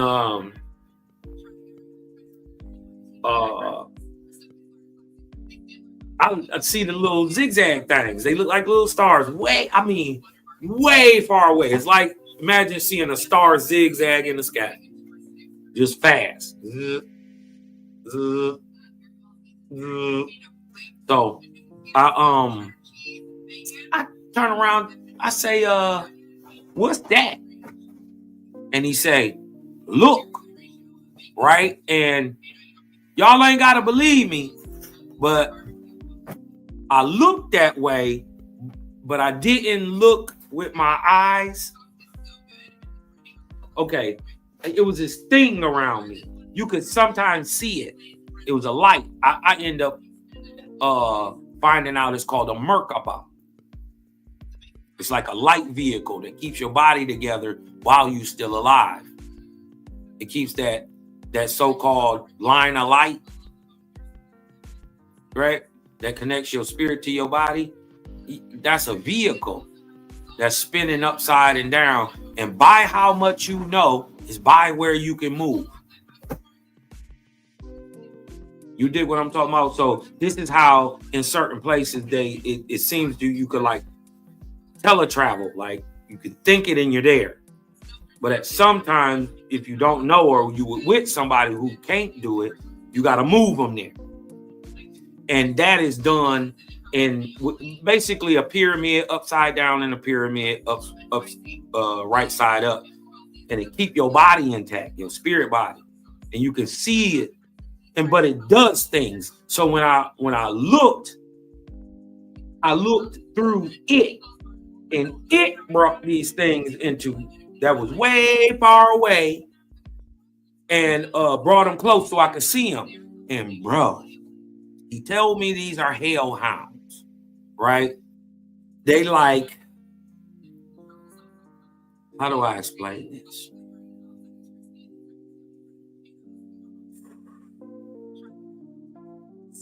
Serpent, lion, kind of serpenty lion with talons, but the tail folded over itself. You dig what I'm talking about? Well, anyways, right? They got these big ass giant heads. You dig what I'm talking about? Manes like lions, and bro, they massive. And they're moving on these, like, imagine a railroad track, but it's light. And they move in like a diagonal, like an angle. They move to the left and move to the right and they slide along that path. You dig what I'm talking about? And they moving and they giant, bro. And this nigga see me. Right? And I can't for sure say I heard a sound, but it sounded like something should have came out at that point. Because when he looked at me, he seen me. And his mouth opened up and I was already running. So when I'm moving towards my body, I don't see the Archon nigga that I was with no more. But I see myself. I'm like, at first I'm coming head down on the planet. But then I start coming, after a while, I resituated my like feet down to where I was falling into my body. Right? And these things was chasing the fuck out me, bro. They was fast and they was moving closer and closer and closer. And you could see flame coming out their mouth. And it was like electric rails of light they was riding on. It was like electric eel dinosaur lions. That's the best way to explain it. And they kind of folded in on the back like a almost like a propeller would on a you ever seen them sidewinder snakes, how they kind of flip over and move forward? It's kind of like that, like a roll, but it like flipped like a tail, like a fish. But they moving on this light on their arms. And they was chasing me, and they chased me into my body. And I remember being in my body, but not being able to move. I was woke. I couldn't speak. I couldn't say nothing. In my mind, I'm screaming. You dig what I'm talking about? In my mind, I'm bugging. And my eyes is open, but I couldn't move for a long time. And once I finally settled back in, I was cold. Ice fucking cold. And it felt like, you know, like when your body fall asleep, you sit, your foot fall asleep, and you get that prickly, numb feeling. That was everywhere. But I thought in my mind, I kind of pictured that as like hot. But it's not. It's cold. You dig what I'm talking about? I was shivering that all that next morning, just trying to get just cold, trying to get that spirit to settle right. You dig what I'm talking about? Freezing, and my body, everything was just numb. And then I finally was able to move, and you know, thing went on from that. But that was 12 years ago tonight exactly. Hey, you know what I mean? And then look, especially with things you know, quote unquote speeding up, man. Look, it's all types of spiritual experiences. I ain't the one to knock nobody's experience. You feel me? I always be asking, like, when it come down to any type of communication, what was the message? You know what I mean? Yeah. What are you talking about? Because that tells it all. You know what I'm I gonna mean? tell y'all, he told me the things he told me about the earth were like things that revealed higher spiritual things. Like he told me sayings, like what a lot of them sayings and what a lot of things meant and why we have.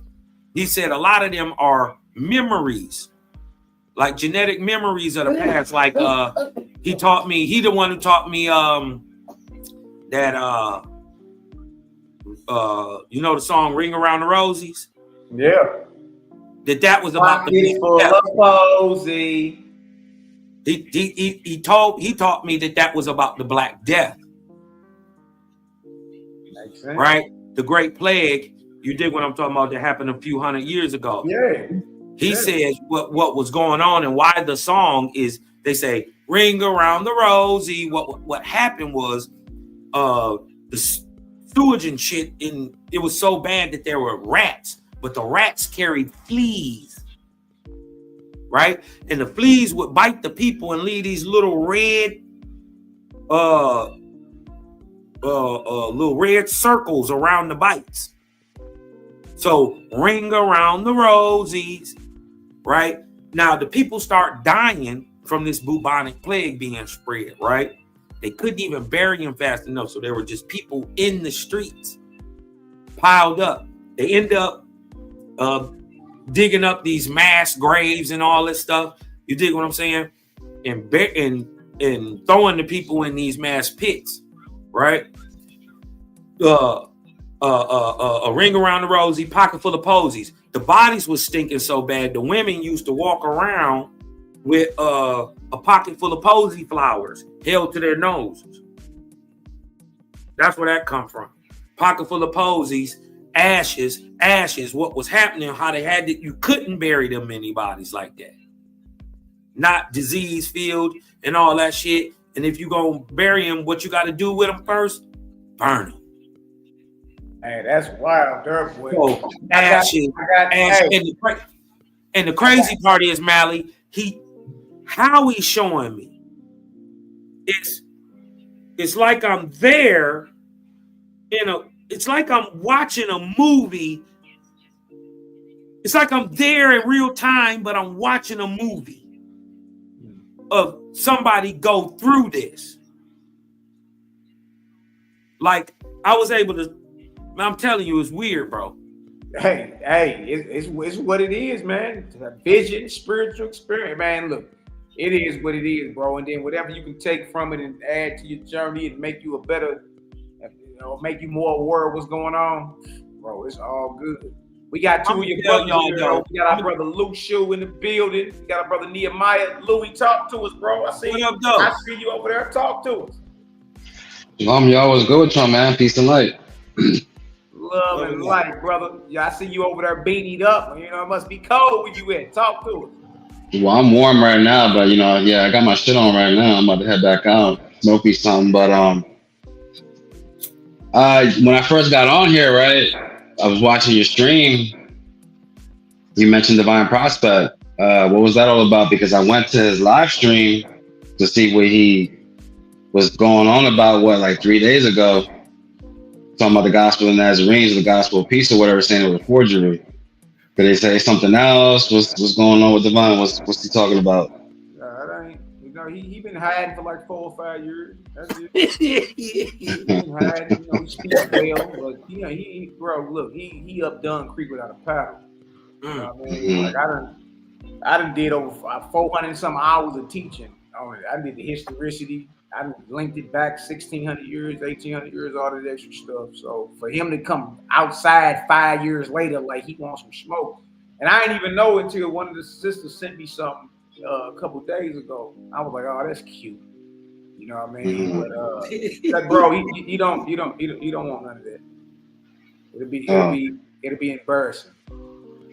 he said no doctrine in 2025 is going to go unscathed. So I think he somebody put a battery in his back. Yeah, he's late. That's it. He's late. I would tell him go study all 110 editions of Nazarene editions I did, bro. I bet he stay away from the gang. I went to all the church fathers. I went to pre-Nicene, post-Nicene, during the Nicene era. You know what I mean? And then the very argument of it, say somebody say it's a forgery or it's the same argument can be made with Bible. The entire Bible's backdated. You know what I mean? For instance, you got people's names on documents that didn't write them. What do they call that? That's called pseudo-anonymous. So Moses is on Genesis, Exodus, Leviticus, Numbers. He didn't write none of it though.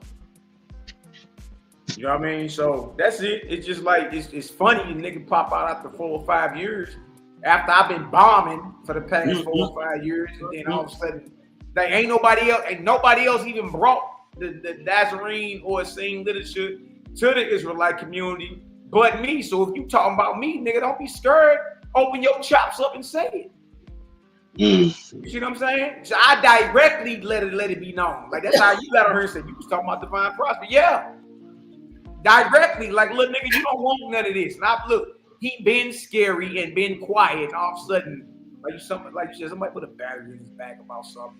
But if all I got to do is go to what I got on my computer already, out the actual front of the book, and just read through all the historical documentation they got on it, bro. It ain't nobody that can debunk it. It's right there. You know what I mean? So it is what it is. Maybe one thing I agree with him though. Maybe y'all see us get down if he ain't too scared. And look, it's one thing I agree with him though. It is gonna be a bunch of religion getting scraped up this year. Absolutely. Where he been since April 8th? The year don't end till April again. Yeah. He can get scraped up now. Yeah. And washed up. We'll wash you up too. Then raise you up. What he really got a problem with, bro, this ain't what you want. You gotta stay over there quiet. Yeah, but what he doing is trying to slow roll it. Look, everybody got a problem with Oahspe. That's his real problem with Oahspe. Yeah, he won't say it. It ain't with the Nazarene the scene literature. It's with Oahspe. Our little brother and them ran down on him, and the first names out of his mouth was me and Selah. You see what I'm saying? It's like, bro, what the hell is you talking about? You know what I mean? So he ain't gotta act like he don't got a problem with the Oahspe by slowly let me bring out the Nazarene, let know it's a forgery. Well, all right, I'm your Huckleberry. I can go through all the historical documentation on it right now. I read some of the Sea Lion Cow about 2 weeks ago. Like, bro, look at what they say right here in front of this thing. You know what I'm saying? So it's easy. I think after Zion Lex, he's not going to say Oahspe out of his mouth. But I feel what you're saying. I think his real issue is with the Oahspe, but he's not going to say it. Is. I know. It's like the Zion Lex. He on there talking about the Creator today. The Creator. Yeah, talk about Creator now. What happened to the Most High, Mally? So the real problem is with us and the faithists and the Oahspe that's being brought out. That's what everybody got a problem. Mm-hmm. So Divine, you ain't got to slow roll it and stop at the Nazarene. Then come on over here to what everybody talking about. It's this Oahspe everybody got a problem with, and if that's the case, he can be the next victim. Zion Lex all but disappeared. He finally came back around. You know what I mean? Like everybody that we've ran across or ran into, either them retired, got quiet, don't exist. You know what I mean? So it's all good. It's just like look at the HOK. I find it quite funny. Look at the HOK. That thing is dead. That's a ghost town. Mm-hmm. Nehemiah, big homie. What's the word, loved one? Talk to us. What it do? What it do? Mic check. 1 2 1 2. What's the word, big homie? How you been? What's the word? What up, Lux? You? What it do, baby? What up, Cosmo, man? Boy, you gotta stop giving me these flashbacks, brother. All I want to do is crawl in my bed and go night. Man. Man. I'm convinced, man. I swear I walked there and walked with you, brother. I just wasn't there 12 years ago. All I remember is I had some Subway and then next thing you knew it was gone, brother. I don't know where it manifested.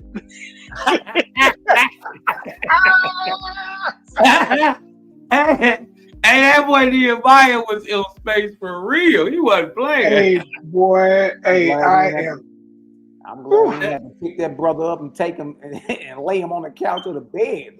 Man, that boy's spirit left his body. He was astral traveling. Boy, Sailor Moon, baby. But no, but you know what? These cats ain't genuine to themselves, man. I sent Mally. I saw Cooley right now. You know everybody been on Cooley talk since he had that little situation where he popped out with the little white girl, right?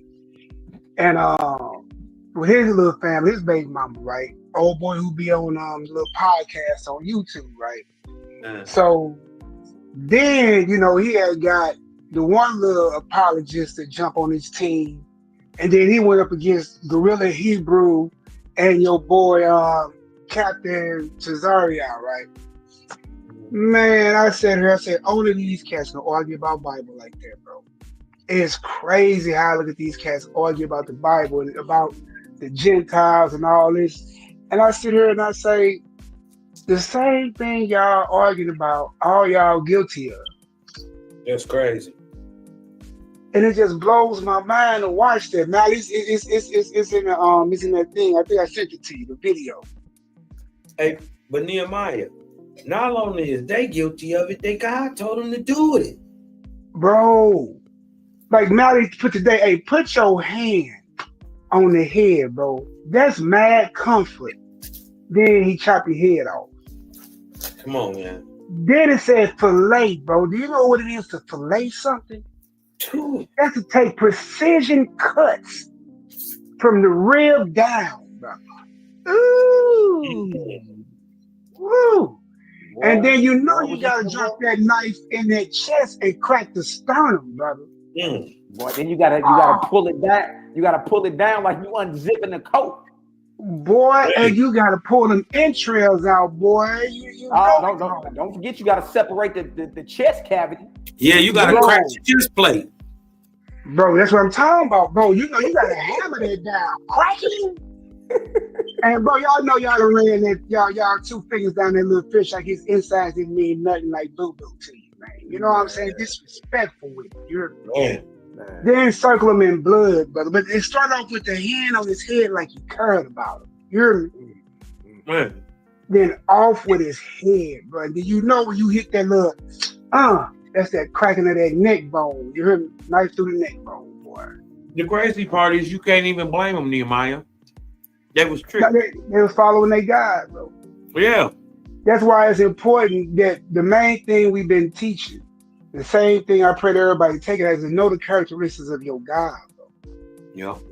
That's why it makes so much sense to understand that you have to know the nature of your God. That if you say your God is stand apart from all the other Elohims, you know what I'm saying? Then why does he need blood?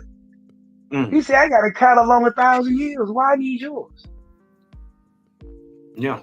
You know, and me and Malcolm was sitting there, how 1 minute he telling you that it's a sweet smell, and then it's it's nasty in his nose. How 1 minute he tells you, I never taught you that, and then 1 minute he said, I gave you that. And I don't understand how they don't get this. It's 1 minute is I'm telling you this. It's like, ring around the posies, like you were sitting here saying. It's like musical chairs, you know what I'm saying? Until he tell you when to sit. And at some point, man, you got to figure out, man, it's something going on in here. And what me and Mally, and I know we all discussed before, Cal, is that the mouthpiece of God is the prophet. The officiant of God were the Levites, so to say, at base knowledge. If you had base Israelite 001, you hear me? Not 101, 001. Right. Why is the mouthpiece of God and the officiants of God at war with each other? Right. Somebody's serving the wrong God. Like the way we all come together, everybody in the chat, everybody, whether they in eyes sight of each other, whether they in keyboard stretch of each other, or whether they're across airways, miles apart, it's love. You feel me? Yeah. That's how the prophet's supposed to be when they saw the priest, and vice versa. But by the time a prophet popped on the scene, he coming to check sleeves. He coming to check temperature because it went too far. You see what I'm saying? And then, like my brother Mally just brought out, bro, listen, you dealing with backdating. So you dealing with pseudo-writing anyway. So you sitting there, we had brothers that used to hate when me and Mally was coming to bro, because a lot of stuff that advanced here in St. Louis, and this ain't nobody taking no credit, all praises, you know what I'm saying, to It is what it is. Creator. You know what I'm saying? For bringing revelations in times when revelations was being needed. I'm going to say that again. In times when revelations was being needed. Things was being brought out the way it was supposed to be brought out. That's how I look at it. Because a lot of things that we touched on, brothers would have never touched on if that brother right there up in the top left corner didn't touch on a lot of stuff. That's you know right. what I'm saying? If brothers didn't tap in like you, who wasn't got to argue with a brother about what he believed and where he stood, who didn't start off with Muslims and you know, I can't say all the names you've been down, brother, but you've traveled across so many spiritual circles, brother, that you can't pull a wool over your eyes. And it take a man like that spiritually to understand a lot of things spiritually. You know what I'm saying? Yeah. And I don't mean you slept in the bed with all those guys, but you catch what I'm saying? You have to learn these things. Yeah. Like, even we had to open up the Book of the Dead and understand it, the Jehovah Witness book, you know what I'm saying, the Masonic books, you know, the ones we get our hands on. You know, we had to understand these things to know who we fighting against and who we dealing with. It's just what it is. The Emerald tablets and all that, the Book of the Dead, and just all these things. Not so much that we trying to serve those guys. We just need to know who we dealing with. And then how else do you acquire knowledge but to experience it? That's it. You gotta read it. It's a book. What else do you do with it? So what you scared of? And that's why the Oahspe made sense. You're supposed to judge all these books. You're supposed to judge these holy books. Yeah. It And don't mean anything not that you read get from it. these books is indirect inspiration anyway. Right. It's And totally she getting it indirect, directly. not binding to you. Exactly. This is the good part. So listen, y'all. When you do find out that you dig what I'm talking about, the God of that biblical narrative is not the creator of sun, moon, and stars that you thought you were praising. Right? Not that you don't believe in him. You thought you was praising him, but you was calling it God. Right? This is the importance of learning that God and the creator are not the same thing. No. The creator is always the same, right? He's always light. He's always good. So anything that's good that you want to apply to it. But when he tells you, kill the women, kill the children, kill the suckling babies, bro, that's in the opposite direction of what the creator does, right? So obviously that's a contradiction. Whatever you call that thing, Lord, God, it is in opposition, or is the dark to the creator's light. Always. This is how you can always tell the difference. Who's talking, right? If they're telling you to do something wrong, something negative, killing, fighting, war, being hateful, prejudiced, biased, murderous, pederastic, because he did kill 42 children with a goddamn two bears. With a she-bear and all them. Oh yeah, man. Two of them. So you couldn't even get away. It was 42 of them. Somebody might have been able to book. Two of them, no, y'all out of there. Yeah. Bear used 42 children as a chew toy. I'm trying to told you, boy. Back scratching, boy. Toothpick or something, boy. When your God fears something, that's a problem. When somebody can war with your God, that's a problem. When your God gets beat up by a man, it's an issue. It's a different look at the narrative. We done heard this narrative twisted a bunch of ways. We done heard that this is a spiritual interaction, that, you know, this is some metaphysical type allegorical stuff, Cosmon. You dig what I'm talking about? We done heard all the narratives, except when you just plainly read what it say. This nigga fought a person he thought and said was God. But he held on to the niggas so tight, said, hey, you got to let me go. He tapped him on the hip. Oh, wait a minute. He was like, look, you ain't gonna never tell nobody else this. And then the most glaring part of the whole story is not that God didn't get beat up, right? That's not, God got beat up. That's not the most glaring part. The person that he's about to start his whole nation off with, he doesn't know his name.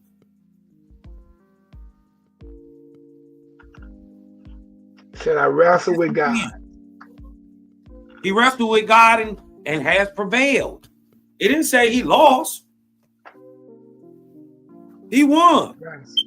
So my thing is, a nigga that put hands and feet on your God, put him in the dope fiend, and you dig what I'm talking about? Had he uncle. You dig what I'm talking about? We know that can't be the creator. If you can't move a few Negroes out the mountains because they got chariots of iron, red flag. You dig what I'm talking about? If you got to come down on the mountain, if you ain't already there, red flag. If you lose, first of all, it's only 2 people on the whole earth. You only put them in a little garden. How did you lose Adam? You had to go look for him. All knowing went out the window. all knowing went out the window. And then he said, hold on. He said, it get worse because he said, who told you was naked? What you mean? Who else there? All knowing went out the window again. Come on. You can't be the ever present. You can't be the omnipotent. You can't be that all was, is, and ever shall be. Not the nigga who makes sons, and you lose your son in the park. But they gonna put that you made. That's in your backyard. You lost your son. They're gonna put you. Your son got kidnapped when there was nobody to kidnap him yet. Oh, how?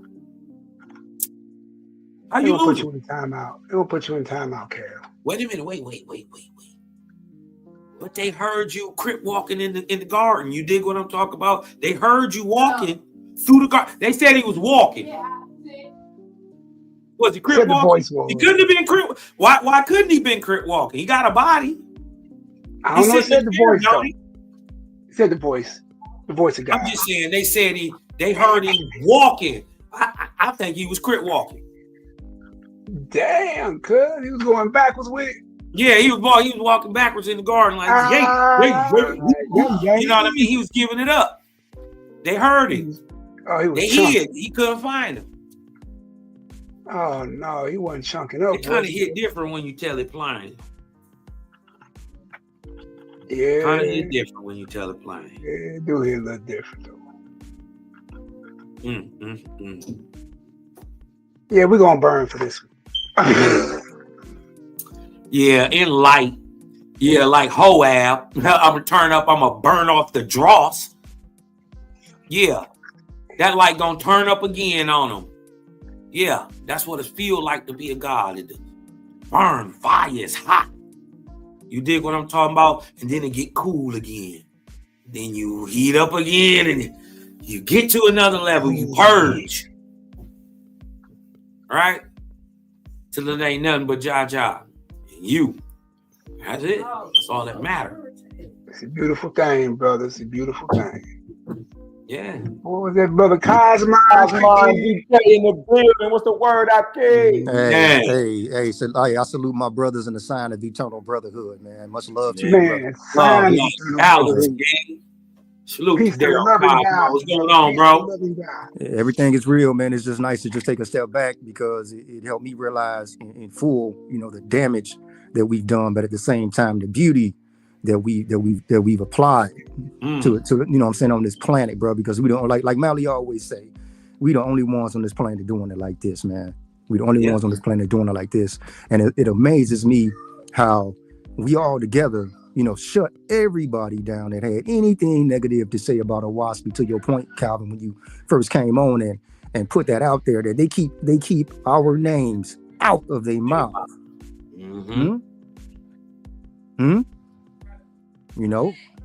So I'm just taking a little sabbatical, man, and building myself, brother. I'm doing a lot of training right now. That's what your boy Daryl Cosmo doing, and I'm gonna tell y'all this spring summer, man, it's gonna be hot. That's what I'm talking about. Hey, we already know. Daryl, you one of the most calculated brothers I know. I know we cooking something. When you ain't heard from this brother, it's a problem. Man, listen. I'm gonna just leak it out there, brother. I'm working on one right now. I got 3 going right now at the same time, but there's one I got called The Science of a Practical Guidebook to the Spiritual Life. It's game over. Yeah. Boy, I almost broke my pause button trying to unpause my mic. Can you announce that one more time? The Science of a Practical Guidebook to the Spiritual Life. It's in the works, man. Hey, you're gonna see. That's gonna be the first one I release. Boy, y'all brothers just turned into authors this year, boy. This boy done gave life to this little girl. This boy giving life to books over here, boy. Giving life to bringing life back into the earth with the Creator, the true knowledge of the Creator, man. Man, bro. Man, honest to all y'all households, boy. Hey, they say the 4 horsemen gonna ride, boy. I'm telling you. Yeah. I'm just glad I was around. Remember Mally read just a second ago that the false gods knew that their so-called prophecies were false. They knew. Now, they painted the 4 horsemen as demons, dark. You dig what I'm talking about? Ain't it just perfect for the narrative that really the 4 horsemen came in light? Yes, sir. Yes, sir. It was lying the whole time. The 4 horsemen wasn't starting the world's fall. It was starting their fall. Hey, what God say on the cover of the PDF? He said, I ain't here to take your religion. You didn't did that already. You done broke your religion already. I ain't got to do nothing. Right. You digging your own hole. You digging your own grave.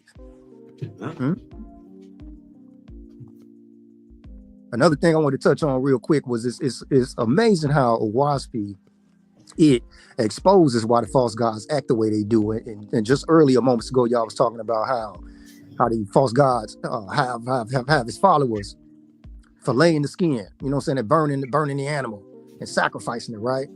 But what's interesting is it exposes in Oahspe why the God breathes in the vapor of the burnt offering.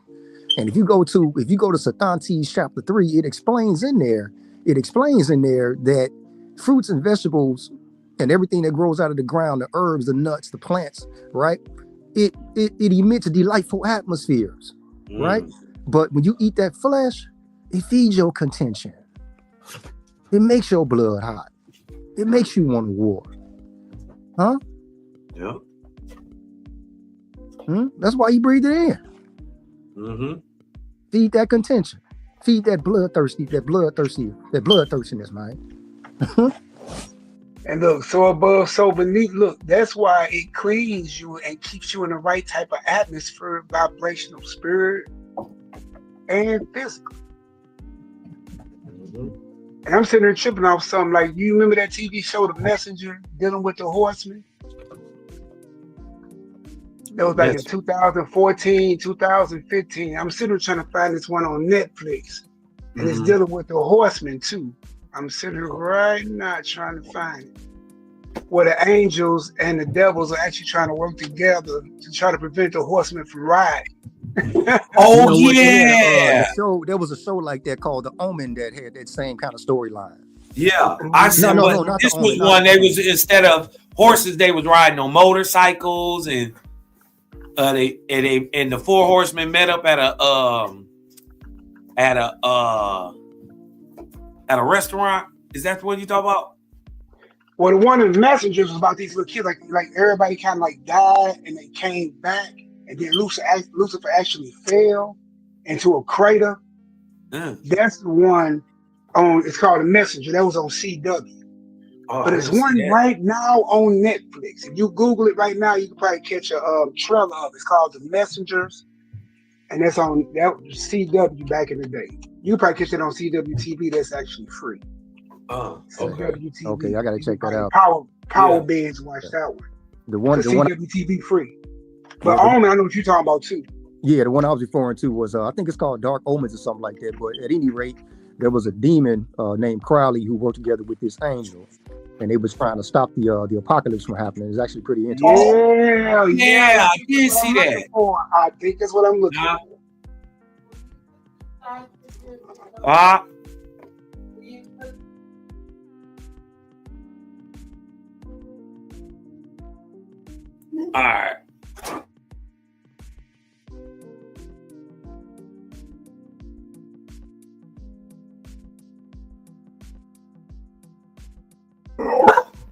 Boy, everybody searching like a mug. Everybody quiet as they want there. I know I'm over here searching. Be right back.